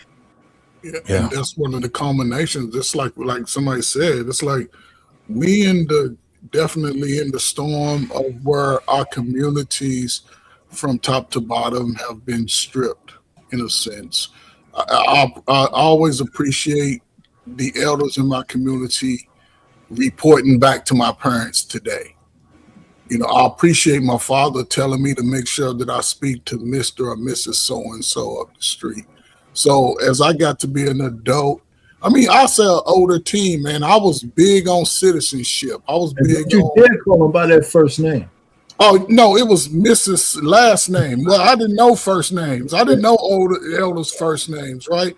I was going to church when they was taking family pictures. Any of y'all remember taking the family picture at the church with my grandfather and grandmother, and I'm looking like you know what I'm saying? And as we Gen X got out into the adult world, we were faced with the drugs. We were faced with making decisions to go to college, military. And I think a lot of us coming out of high school had sort of these skills that were given, because not every student was going to be adept to go to college, but they could fall back on that Votech. They know they had wood shop, and they can still at least come out of the house saying, I'm going to be somebody. I don't know what it is, but I'm going to do something. And then we started having children. I heard people say, I don't want to treat my kids like my parents taught me. Well, damn it, you've been working since you was 16. You graduated high school. So then we sort of softened it up, and now some of those children of that time started having children, and they want to revert back to the childhood. But look, Cole, 7% of black families, somebody put in the chat, 7% of black families were married back then. Yeah. Yes. But even if it wasn't married, when you started acting stupid, BMU, guess who mama called? She called daddy. Come over here and knock him upside his head. But even then, the women didn't shame the men. The women wasn't telling. I don't remember women of my peer group going around talking about we wasn't shit. I don't remember that time. Now they're shaming, and a lot of these people, and I said, over the last 40 years, y'all hear me say it all the time, and when that crack hit the street, those kids are now adults today. They like motivation for themselves. They victim blame everybody, regardless. They put it on the white man. They put it on the black man. They put it on everybody but themselves, because the information is out. If you don't know the Dewey Decimal System, I don't know if you can really tell me a lot, because we had to go out and work with our hands and figure it out I don't remember adults around giving us instructions. We had to make it happen, and then we were just able to find our space within that lifestyle. And Coach Ferg, can I ask you a question? Yes, sir, brother. Always. Did you ever think that there'd be a time where you would have a bunch of adults that couldn't tell the time on a secondhand clock? On a clock? No, never. I just thought that was innate in you. Y'all do understand that we have a large community of adults that can't tell time. They don't even know what a fucking watch or a clock is. And they be buying Rolexes and Fossils and all these expensive watches, and they got them on their wrist, and they don't know how to tell time. Yeah. They don't even understand that the reason why the clock is a circle is because it's also a compass. Yes, it's a compass. They don't even understand where they're at. They don't even know that they live in a state. You ask the average 23-year-old, name 3 states. They're going to name one of them is going to be a country. Guaranteed. 2 of them will be cities. They're going to name 2 cities. They're going to name 2 cities. Detroit. They don't know that. Right. So it comes to the point of... I seen 2 niggas arguing that New Orleans and Louisiana was 2 different places. Yes. Yes. So that should scare us. I couldn't believe it. This is the craziest thing. In cursive, if a person wants to take over the world in 5 years, all they got to do is write everything in cursive. The only thing they got to do is write shit in cursive. You know, one of the things you just said, JT, in a real sense, America is the kind of country that doesn't get. I got your video ready, JT. Yeah, you can play that there. America is not the kind of country that falls from without; it's from within. The decay. The thing is that the visions of what's going to make us vulnerable to whatever kind of attack that might come. But the truth of the matter is just that we're decaying from in the factions. You know, the immigration, and because agreement, you know, and I'm not stay on this, but immigration without assimilation is called colonization. It is. And, you know, and so if we have so much of that, at some point, the identity of our national borders are going to be gone. It depends on who's in charge. I'm going to end it right there. Arpain, you're a student of history. Yeah. And this is the way I see it. In short. We forget that when we were in school and we studied history, every great empire had a rise and had a fall. Yes. What make us think that America or any empire today will never have a fall somewhere in one of these centuries? So the way I look at it, America is not going to last forever going forward. I probably won't be here to see it. But not only that, we've been so focused on people from the outside who are going to take us over through warfare. No, we're going to crumble just like Rome. What happened to Rome? Rome fell apart because they had lead. They had lead in their pipes. They had all these infrastructure problems, just like Greece. And they ultimately fell apart, even though they dominated the world. Nobody was able to really conquer them. Of course, they couldn't deal with the Huns, those barbarians they couldn't hang with. But America is no different. Maybe we're just seeing the decline before our eyes, and we don't realize that the world that we grew up in at one point in time will never be the same because America is in decline, and an empire does not last forever. There's always one that rises up as one falls down. I hate to say it, but these are things we have to realize. The only problem I have is, as Black people, we didn't get our full taste for all the shit that we did for this fucking. Exactly. The only thing that I hear in my it's about to because I'm about to land with this. Okay. The only thing I keep hearing ringing in my ear is "you were warned."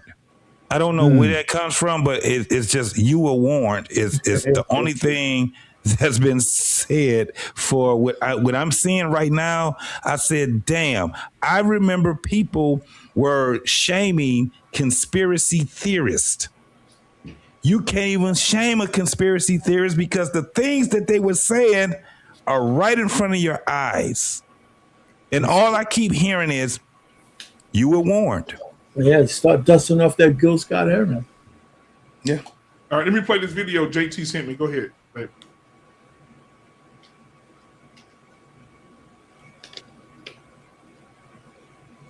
Marching, protesting, praying, holding hands. Nobody's doing anything as we just race to the bottom of society and we just put them out. This is not just nothing. Just because the school system gets so backed up, they can't hold them in.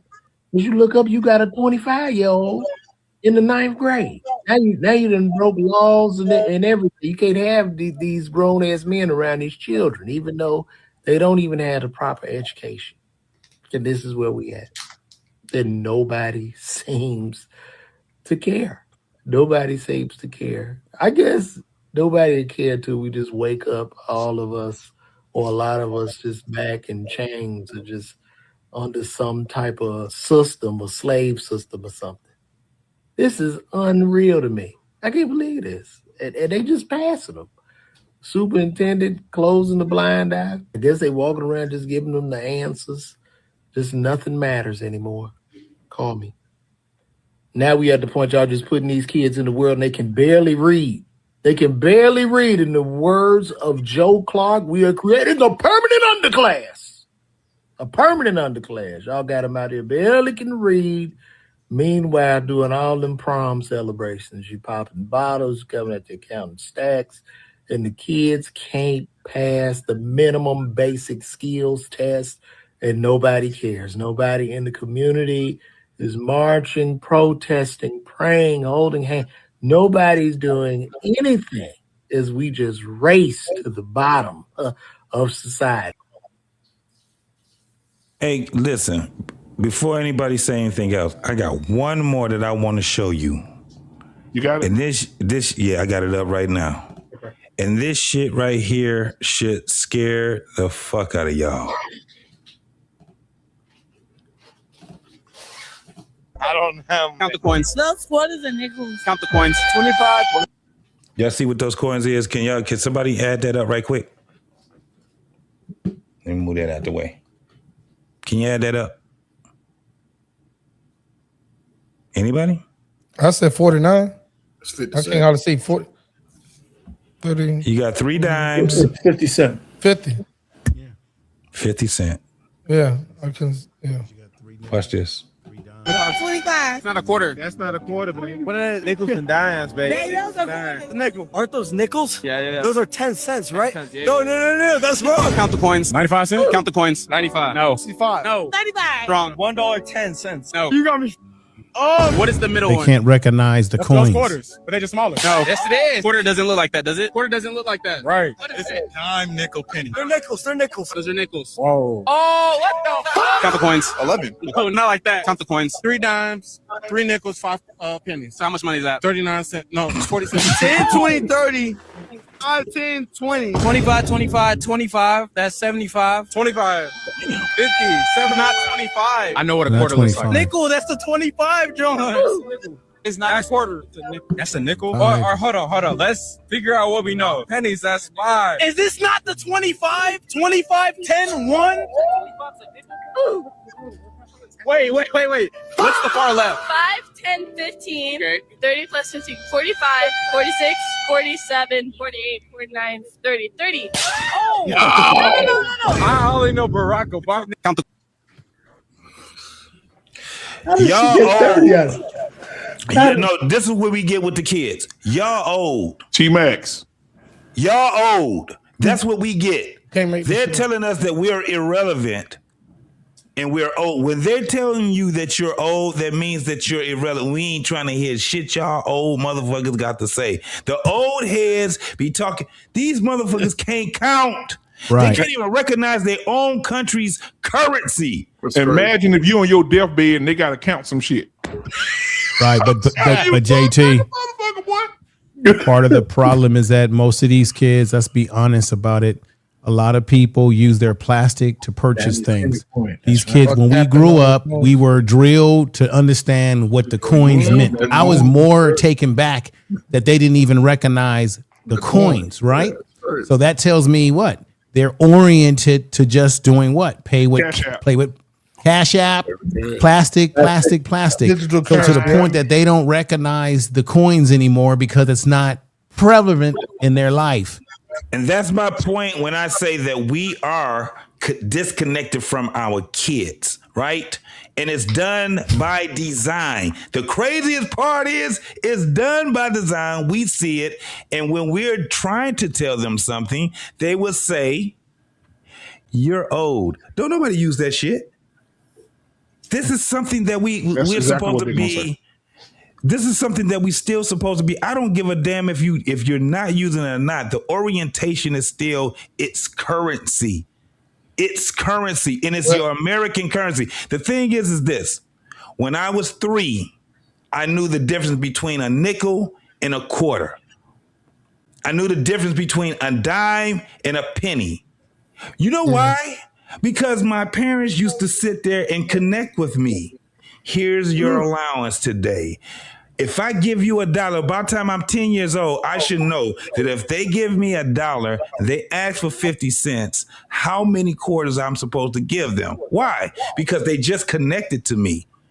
At the end of the day, our kids are not being connected to. I'm not saying that they're dumb just because it's by happenstance. I'm saying they're dumb because the parents have disconnected themselves from the children, and the children have disconnected themselves from the parents. The parents are disconnected too, though, because you have to think about it. You have these young ass parents. Coach Ferg gonna love this. You have these young ass parents who are also sitting side by side with their kids on the same cell phones, on the same social media, on TikTok, making TikToks, doing this. You can't. Back in the day, JT, our mamas and daddies didn't have fucking phones and TikTok and technology that they can be on their watch, they can be on their phone, they can be on the fucking tablet, they can be on the goddamn MacBook. They got so much shit now that occupies the parents and the kids. Twitter, you can't even have that no more. Well, how many TikToks do we see with a grandmother, daughter, and a granddaughter all dancing? It's one going on right now where they had a grandmama and the daughter and the granddaughter all trying on bathing suits together and shit. Right. It's crazy. It's crazy. T-Max. Nah, I was just about to say to JT point. Dude, don't you cuss at me like that. Nah, you good, bro. I'm tired. So look, to the point that you just made though, champ, like that's a real thing, that them not recognizing our currency and having what we had, but we are also in the transformation age as well. And our older people that's 35 to 40 plus that's watching these youth that don't know what we knew, we're going to be 55, 60 some plus, and the transformation is going to happen. And we're not going to know cryptocurrency. We're not going to know different AI technologies and things of that nature. And here's the difference. I'm trying to tell you, I saw that same transformation with my dad and them when the cell phones and stuff start breaking out, right? And I can count the last. I'm just trying to tell you. Now we know what substance is. We know what that looks like. No, but you saying something that's already here. Cryptocurrency, you got more 50. Listen what I'm telling you. Hold on, let me finish. Let me land real quick, JT. Check this out. The reason why I'm telling you this, I know how long cryptocurrency been around, but it hasn't been forced upon us. It hasn't been forced upon us as a way of life. It's an option right now. It's a digital currency that's an option, not just cryptocurrency. I'm talking about AI. AI been around 20 some, 30 some. It's been around for the longest time. But we're closer to it being the norm than we've ever been. I get that, but the only thing I have pushback on is this. My parents, they were denying technology. Their generation was denying technology. Our generation the X's we don't deny technology. Just like what we just said. I'm telling you right now, I'm 53. Bro, I can work a cell phone. I'm a IT dude. I got friends that are. I'm a mechanic. I understand everything that goes on in the world right now, right?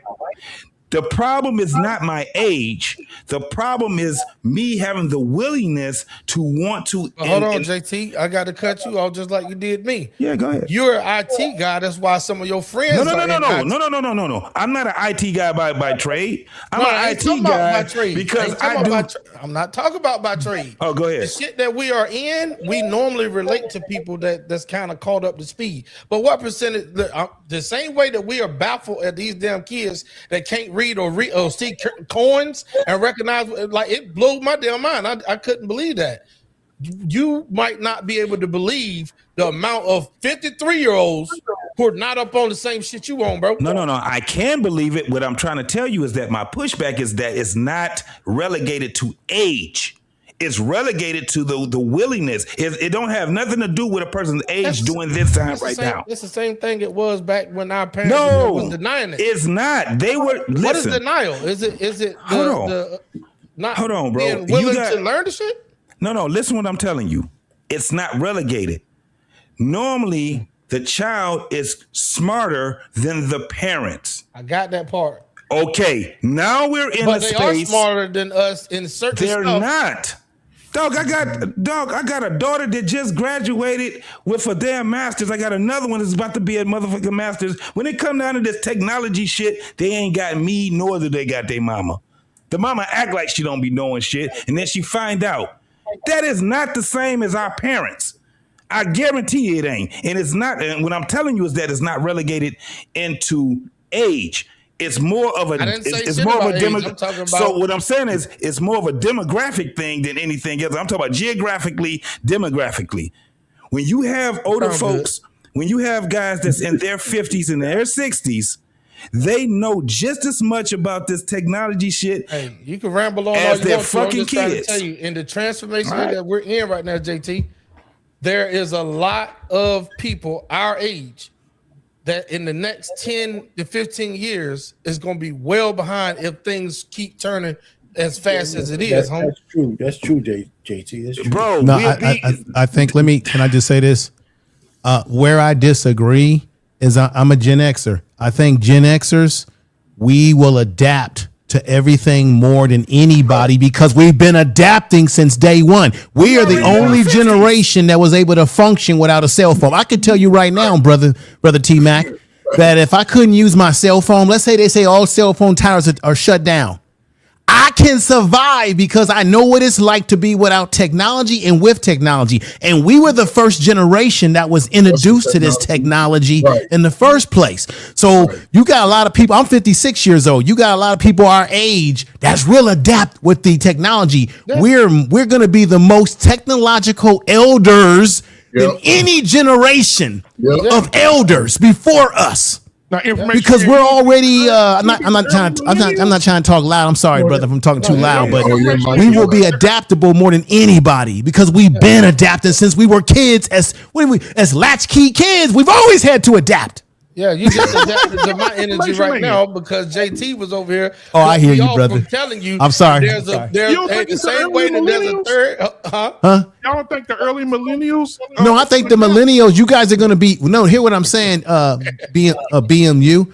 The millennials, you guys are going to be adaptable too. But what I'm saying is, we're going to be closer to getting to being elders, meaning in our 70s and late 60s and 80s. And I'm saying because of our background, we're going to be the most technologically prepared generation of elders that you've ever seen.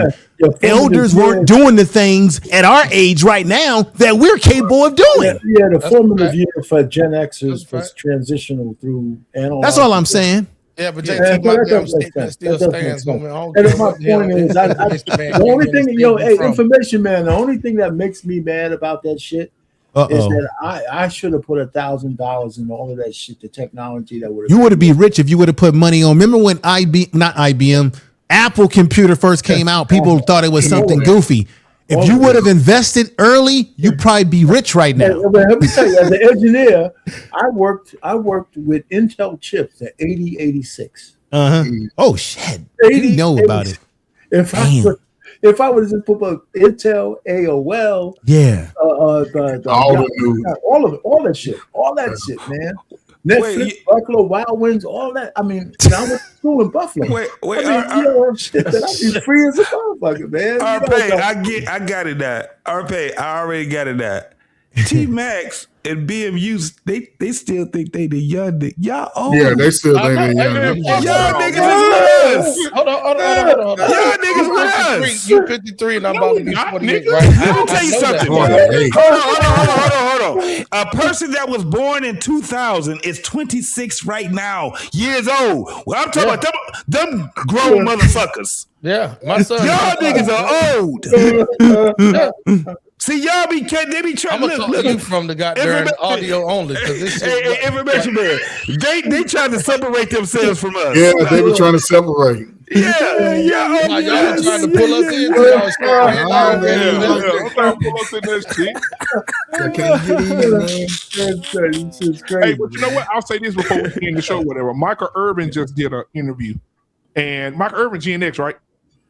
Yeah, yes. I think he's Gen X. He's Gen X. So Michael Irvin said he said he was playing football at a very high level, and one day he was invited to a business thing just to show face and get paid. And he says this young white boy walked up to him and said, "Hey, listen, I really enjoy your football, and I would like for you to invest in my company." And he told the little white boy, "No, I'm good." He said the white boy ended up being Mark Cuban. Oh shit! He be right because he started off young. So if Michael Irvin would have invested at the bottom level, he would have made a lot of dividends off of the blow up of Mark Cuban. Mike Irvin said the same company that Mark Cuban wanted him to invest in sold for $5 billion. And he would have got a piece of that action. He said every time he see Mark Cuban now in Dallas, say Mark Cuban would pass by him and say, "You should have took the deal." Well, I give Irvin a pass because Irvin kicking yourself in the ass. Irvin wasn't in his right mind. He was on them. He was on them. Oh yeah, he was on that. He was on that. Cocaine is a hell of a drug. Hell yeah. But it goes to show White House. But just in those opportunities, right? It goes to show, right, how over time we wasn't really given the information and encouragement to invest money in companies and things like that. We always been apprehensive with our money. So that's because our parents and our grandparents and them passed down to keep doing the same shit that we did. But years ago. That's true. Been out of my town. I'm sorry, Coach Ferg. Go ahead, bro. No, I'm just saying. But even then, our grandparents didn't just run to put their money in the banks like we were able to. Socks and shit. Yeah, but they was able to save money. With a Maytag. They saved money, and a lot of those men could fix things around the house if it broke down. Yeah, that's why. Now, Coach Ferg, let me say something to you old niggas. I'm finna tell you old niggas like this. Every time I hear my uncle say the same shit, you niggas don't own nothing. You don't got no land. You ain't got no rental properties. Nigga, when you was growing up, your rental house cost $1,500.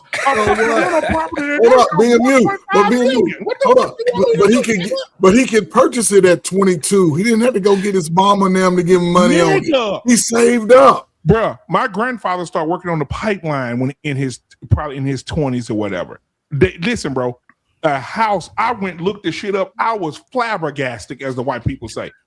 Nigga, that's when you had those good skilled trade jobs and the factory jobs that you could put a family through. Them old niggas bought houses. 4-bedroom house was $3,200. That was smart.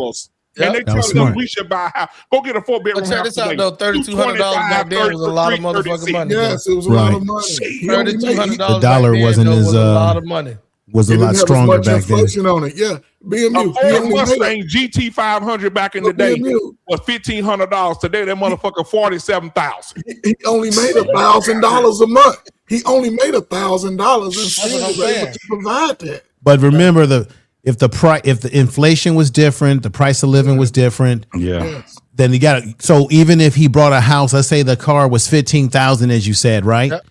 Versus $49,000 a day. But you got to look at their wages. Let's say the wages are not what our wages are today. that $15,000 car was still expensive if you're still making wages that are not, you know what I'm saying? It all balances out to a certain degree. You was making you was making a killing if you was doing $3.65 goddamn hour during that the time. reason why those wages were different, or the price of goods and services, I should say, is because of the same shit you talking about right now, as far as us keeping up with technology, our age group.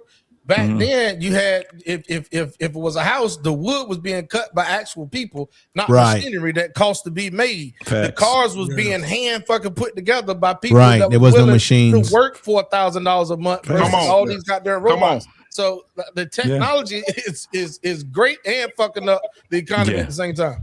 Because think about it. It's a pro and a con to it all. Right. Yeah. And think about it. When you buy a car back in the day, you get a $1.25 back in the day. That motherfucker lasts you 27 years. You could drive it through a brick wall in a grocery store, make a U-turn and come back through the other side. You couldn't tear them up. They were indestructible. Now, you bump into a motherfucking Volkswagen or a goddamn hump on the ground, your shit tore up. Well, BMU, I ain't gonna even lie. I know we getting ready to go, but I ain't gonna even lie, dog. I hate deuce and a quarter. My father had a deuce and a quarter. He painted that motherfucker black, right? Yeah. And we were driving down the damn street, and my friends was all outside. They was like, that man. BMU, I gotta drop off the panel though. It's great talking to you brothers tonight. It was fun. Absolutely. Y'all take care, brothers. Good conversation. All right, all right, y'all. What y'all know about that shit? That fucking deuce and a quarter will drink some gas too, boy. Man, that motherfucker, let me tell you something. That motherfucker burnt up on the freeway, right? My mama was smiling while she was saying it. She said the car burnt up. She said the car burnt up. With a smile on her face. With a smile on her face, because she already knew she was getting ready to go get that Fleetwood. Yeah. That Cadillac. As we get out of here, I got something for JT before we get out of here. JT, if you watch, JP, if you watching. Quit, man. You must be on something or coming off. We appreciate you coming on the show tonight, man. Damn, boy, it was tough. It's tough talking to JP. JP, man. It's tough. I love the man, but he's just tough. It's tough. Hey, we paid how much did we T-Mac? We paid how much to the nigga last week? We was like, hey, I sent you the video, BMU. That was Friday. That shit was crazy as hell, boy. He's entertaining, but on conversations like this, man, he gotta keep it 100, man. That shit was crazy what he was saying. Yeah. And man, we're gonna have some more good shows tomorrow. We got a sports show tomorrow, guys, at 7 p.m. Central Standard Time, and then after that, we got Tyrus drunk ass. He'll be have his show tomorrow night. I don't know what the name of it's gonna be. Then Thursday, I'll figure out Thursday, but Friday we really gonna cook on Friday too, man. So I appreciate y'all coming in. T-Mac, bringing your boys over, man. The young man that was here earlier. I know you had to get up and go do something. But I appreciate him too, man. He's still in the back there, but he's working. So appreciate him for coming through. And anybody else? He gonna be doing, hey, real quick though, let me shout this out because man, he's gonna be teaching that real estate thing from a level where young people, old people and young people, JT, can learn this new wave of being able to purchase homes without a realtor, purchase homes without credit, do a lot of stuff, buying and selling homes and making a profit off of just the paper itself, not even actually taking ownership of the home. So shout out to my man Swan, man. Shout out to him, man. I need to tap in with him on that because that's one thing. We'll talk about we'll talk about that also because we also talk about the great things about the young generation also, like guys like himself and things like that, man. So I really appreciate that, man. I really appreciate it. That's the one kind of show we need to kind of have at some point. Somebody talk about finances, real estate, stock, investing, all that shit. Not to tell people what to do, but to say, hey, this is what's out there for you. You got to learn this stuff. All right, Caboose, hey, anybody watching right now, y'all hit the like button, hit the subscribe button. If you want to do a super chat, Caboose says she's already on it. She says, give us some super chats, help this channel meet its goals. So I appreciate that very, very much. Caboose, I really appreciate you. Absolutely, man. And y'all hit the like button, subscribe button. Y'all watching right now, go ahead and do that. That helps the channel a lot. Hey, the replay gang. Tell them, hype this motherfucker up, man. We got videos all damn day. Y'all hype our videos up, man. Hype us up. Hype them up. Hype me up. But listen, bro. That video that's talking about that meat the other day that fell out that truck. That shit went viral, didn't it? Damn near. Everybody in the chat to my no, sir. Please start over. They're cheering them on. But Hollister, thank you so much, man. Whenever you want to come back, we're here every day of the week. If you want to even be up with our pain, the old fucker above you, he has a show on Monday.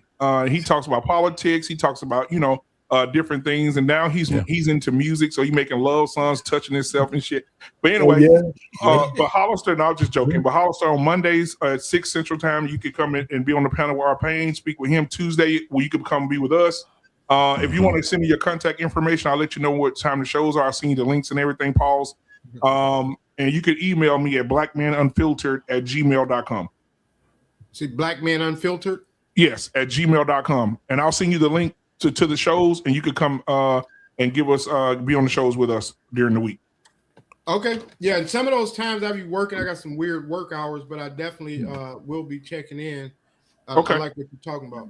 Absolutely. So yeah, email me and I'll send you all the times, bro. Coach Ferg, thank you for being here. I'm tired of yellow skinned niggas, but I will give you. I'm so tired of his ass. Man, boy, y'all love the light skinned gods, man. Listen, shout out to the crack era. Hey, but JC, also, man, they have a sports show tomorrow, so it's 7 p.m. Central Standard Time, guys. If you want to come over and be with them on the sports show, because I know tomorrow they're gonna be talking about a lot of things. I also want to put this out there before I leave. All you LeBron fans, he done killed his entire legacy. I don't want to hear nothing else about comparing him to Jordan. He went back to Miami? No, he declined the Lakers. He's going to Golden State. Oh my God! Get out of here! Yeah, whore. He's a loiterer and a whore. You trying to go to State? He's going to He's raised by a baby mama, man. That's how they act. It's going to happen before midnight, but this was going to happen. He told the Lakers today, I'm not going to play for you next year. I'm done. Is he taking his son with him? That's all about just ask. Yeah, he probably take his son with him. Now he's trying to get AD. They trying to get AD traded from the Wizards to Golden State. Once that trade happens, LeBron's going to sign with Golden State. So you're going to have Steph, LeBron. They still ain't going to do shit. Yeah, Steph, LeBron, And 5 years later, we're going to hear that LeBron got a third of Golden State stock. Jordan is the GOAT. Period. Jordan is the GOAT and will forever be the GOAT. I don't want to hear no LeBron talk no more. And then there's Kobe. And then there's Kobe. And if this nigga keep loitering in the NBA, it's gonna be somebody else that's gonna come by his big forehead, 9-line hair having ass. Hey, you know what? I would give both of my pinky toes and my thumb to see LeBron play when Lambeer and all them niggas played. Dennis Rodman and all them niggas. They would have pushed his ass down. They would have trip pushed his ass. He's your Peruvian, man. That's your millennial brethren, man. You know. No, ain't my millennial brother. No, Coach Ferg. If I find out one of my teammates fucking my mama, we gonna fight. 42. He would have been 3. Why you worried? Was you a son husband? I look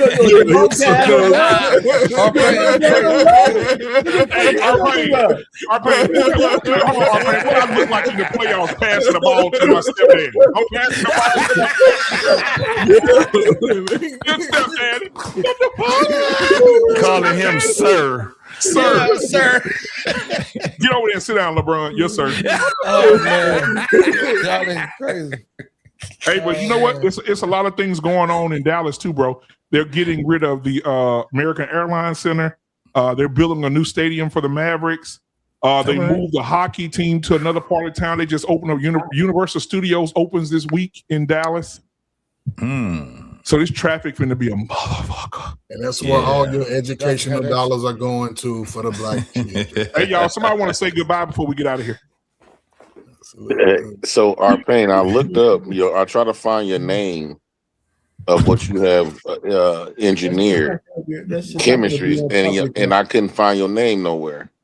Where could I go find you where you have illustrated something that you invented, engineered? Are you out of your fucking mind? Are you crazy?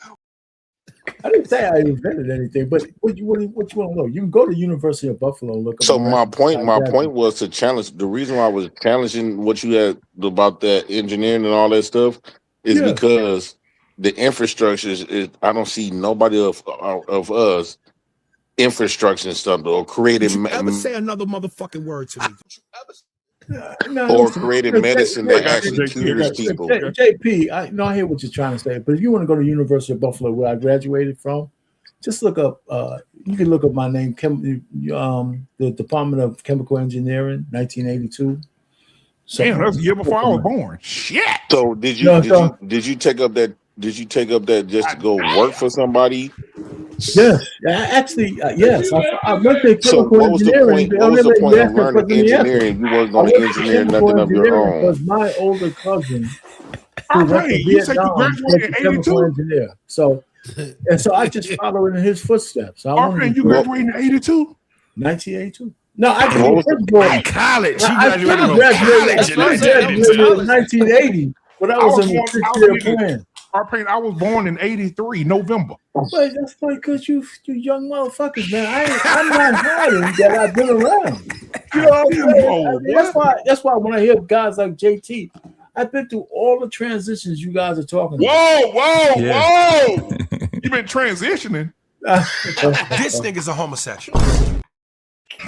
Time traveling. How about that? That's a time traveler. Okay. Hey, BMU, he was you know in 82. But hey, JT, let me save you some time. As far as the Department of Defense, you're not going to see any of those documents because they don't just put them. All I'm saying is, what was the point of you becoming an engineer and you weren't going to engineer or create your own thing? The reason why I became an engineer, they just invented paper. One of the professions that were because they pay you good. Yes. Yes. Yeah, but you're not the head nigga in charge though. You got a boss. Many bosses. Well, wait a minute. But I was the spook who sat by the door. Ooh. We don't fuck with that. That's a great fucking book, brother. That's a great book too, R-Pain. I don't know if nobody knows that about that book. That's a great book. I was the spook who sat by the door. Absolutely. I was in plenty of rooms where I was the only black guy there. So what did you do with being a spook by let me tell you what I did. What did you do with you asked me a question. Let me answer. When I was in the room, there were no nigger jokes. When I was in the room, they respected black folks because I was in the room. I didn't give a shit what they did. No, they didn't want to get sued. I wasn't a litigious motherfucker, man. We talk about shit. We got to end the show, guys. Talk now. We got to end the show, guys. But somebody just sent me a cash app for Jay Prince. Jay Prince, I got to read it. Hey, Jay Prince, let me tell you this: if you're ever in a room with white people, you're going to change the mood of that room. He's old ass boy. I do. They don't call me the N-word and stuff neither. They be extra nice. We got something in common. He got to get ready to end the show. All right, man. Somebody told me, Jay Prince. Somebody said cash app. They said, leave our pain alone and tell us what kind of chemicals you mix together to mop Burger King. I did almost close the factory one time. I did almost close the factory one time, so I can't lie about that shit. Hey, BMU, I didn't hear it. Jay Prince, somebody say it. Somebody said, Jay Prince, leave our pain alone and tell us what chemicals you mix together. Turn off Burger King flow at night. You can't even get this shit out. I really don't got no comeback for that. Jay Prince, you want to tell the audience what kind of chemicals you use? Did you hear the question? Somebody said, leave our pain alone and tell us what kind of chemicals you use to mop the chemicals that to mop Burger King floor at night, bro. Nigga in the ghetto night. I'm sorry. Yo, peace, JP. I'm sorry. Oh yeah, peace, R-Pain. I wish that since you up here, JP. Oh yeah. Are you gonna fight Mr. Fantastic? I don't know. It got to make sense for me. Oh, get the fuck out of here! Hold on, Jay Prince. If you don't fight Mr. Fantastic, then I will fight you. No. What I'm saying is, I don't got no problem with. I will fight anybody, right? But what I'm saying is, it's always like people been bragging bragging that I create content and everybody else get paid. Now that's one thing people could do that to me online. But I'm not finna do that I'm not finna have to pay $1,200 to train for 6 months. I talked to my trainer, it's gonna take at least a year for me to do my thing. So that's gonna be 20. Huh? Yeah, because the first is November. Hold on. 3 months. The first 3 months is just conditioning because I drink, I smoke. What kind of shit? No. The training that the training that I was going to. Then he said the other 3 months is you're working on your footwork and stuff. He said you're not gonna be able to throw no shit to you. He got He you. trying He to got get you you. starting. Yeah, he trying to take you for some money. No, he got you starting as a toddler, bro. You either fight or you don't. I don't want to hear none of that shit. And hold on once, BMU, I don't got no problem with fighting anybody, right?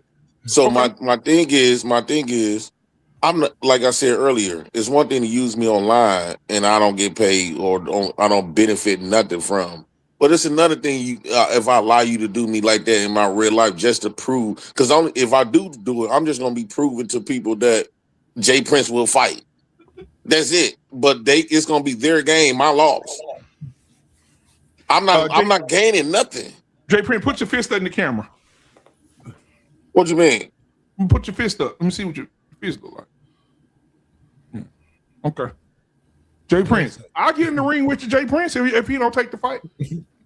No, I know what I'm saying is it's not. I won't even fight you. I won't even fight you because, and I don't want to toot my own horn, right? Yeah, I'm saying I'm Jay Prince for president, right? I'm Jay Prince for president. These people, I'm Jay Prince for president. They gonna automatically get. I don't got no channel, so I'm not gonna gain nothing, right? At all. I'm not gaining anything. They is right. Okay. So if they come up with some paper, where I could benefit and make me feel good, they already gonna get some sort of attention. Who don't want to see Jay Prince for president fight? How much have you seen the paperwork yet? How much you need? No, I ain't seen nothing. How much you need to talk to him. You need to see what's happening. Talk to him. You gotta talk to him. Niggas was getting paid. This last one, niggas was getting paid. And fire your trainer, bro. I got you for 8 weeks. You'll be ready to go. You could become a stand-up boxer in 8 weeks. Undefeated, ain't he? No, he ain't undefeated. His first fight, he got beat. Oh, yeah, you sure right. He took that body. CJ. Shot. Shit. No, it was a good little fight, man. I saw it. They were showing it today, man. It was two girls that fought too, right? Yeah, Sod and old girl. That man. Hey, I gotta say, those angles, my man. Shout out to Cheeky. He got some great content, bro. I mean, that shit is clear as fuck. Where did you see it at? This might be risky. So he's showing it. This might be risky. You gotta be a member though. You gotta be a member too. Yeah. No. He showed it live. But then he showed each fight in the membership. Oh, okay. I got you. Him and Sherelle was going through it. It was two good fights that the ones that I say is good. Fighter and who's that? CJ had a good back and forth. Fighter was more aggressive, coming up under the punches. CJ was more trying to use his jab. Yeah. CJ got better as the fight went on. Yeah. But Mr. Fantastic, he just sort of dominated whoever. I don't know who he was boxing. That was that was Moo, the guy named Moo. Yeah, Moo. You can see that he's done it before. That nigga like a totally different. Moo like a little tank. I told him JT know this. John Galt said he'll get on the undercard with me. Man, I wouldn't even box that old motherfucker. He's too old for you, man. No, he ain't. I trip push his ass. And he in his 50s or what? He just looked like he like 48. He just looked like it. Okay, right, yeah, that's good. Nobody really want to see no old people fighting. I'd choke his ass with some boxing gloves on. Night. No, so again, I don't have no problem. I have zero problem in fighting Fantastic or anybody, right? I can fight anybody, right? Well, that's not my issue. My issue is it got to make sense too for me at the same time. And then my name too. I do got a name. I do have a name. I can't let people water that down. JP, what's the price? What's your price? What's your number? We could talk. I haven't talked about it yet, but we could discuss the business. Well, Hey, get your damn cardio and your footwork and shit together before you go reading paperwork. Yeah, that's what I was saying. I got to do that first. Yeah, I will say this. And here's another thing too that slowed me down of the fighting. It's not because of the fight. It's because of stuff I got going on here. Right, as far as like my bills, I gotta get my food because I was like, damn, I'm finna put my food truck on hold to practice for this fight. Oh, Lord Jesus. Can I get some motherfucking show, dog? Can I get some real No, that's just unless somebody would pay for me to train and shit, I would go. JT, let me tell you this, JT. There's one more fight I want to see. I want to see Nightish. Y'all know who Nightish is? Yeah. Oh, I want to see Nightish and R-Pain. R-Pain. Come on, BM. Man, R-Pain would be. Do you see? Come R-Pain on, is too BM, fucking big for man. Nightish, bro. R-Pain. They both the same size. No. Nightish is not taller than R-Pain. R-Pain a big guy. He's not No, Nightish is tall. Nightish is like 6 foot something. Is he? But still, I mean, listen, man, I don't want to see that shit. It's like, no, Hey, we can't no, watch I don't want to see it either. I don't want to see it either. You know what I'm So saying? if I could get my willing to pay for my training and stuff, I would go. I would fight them. I want to do some unorthodox shit. I want like Tommy B versus Mr. Bennett, some shit like that. Now, Mr. Bennett. I'm not fucking with Mr. Bennett. Don't fuck with Mr. Bennett. That motherfucker still. He got old man strength and he got young man strength. He in that damn basement just lifting the whole gym. JT, why did you say when I broke up, I want to get my food truck off the ground? Why you try to not try to, I'm not coming at you. I'm asking. Why you say, oh man, well, why you say that? Like that like On our white boys. Why you say that like me getting my food truck off the ground don't matter? No. I want to see the fight. I ain't want to hear all that. So I gotta put my stuff on the side for you to see the fight. Yeah, I want to see the fucking fight. I want to see the car crash. Would that make sense? See, y'all see, they trying to put me in a position where I'm just gonna lose for their benefit. I'm finna end the show, J Prince, but I'm gonna tell you right now, if you get in that fucking ring after all this talking you just did and get a part knocked in your head, I don't want to hear your voice no more about nothing. Don't say. No, I don't mind losing a fight. I will fight, win or lose. Okay. Well, I'll holler at y'all later. We out. Peace. We out.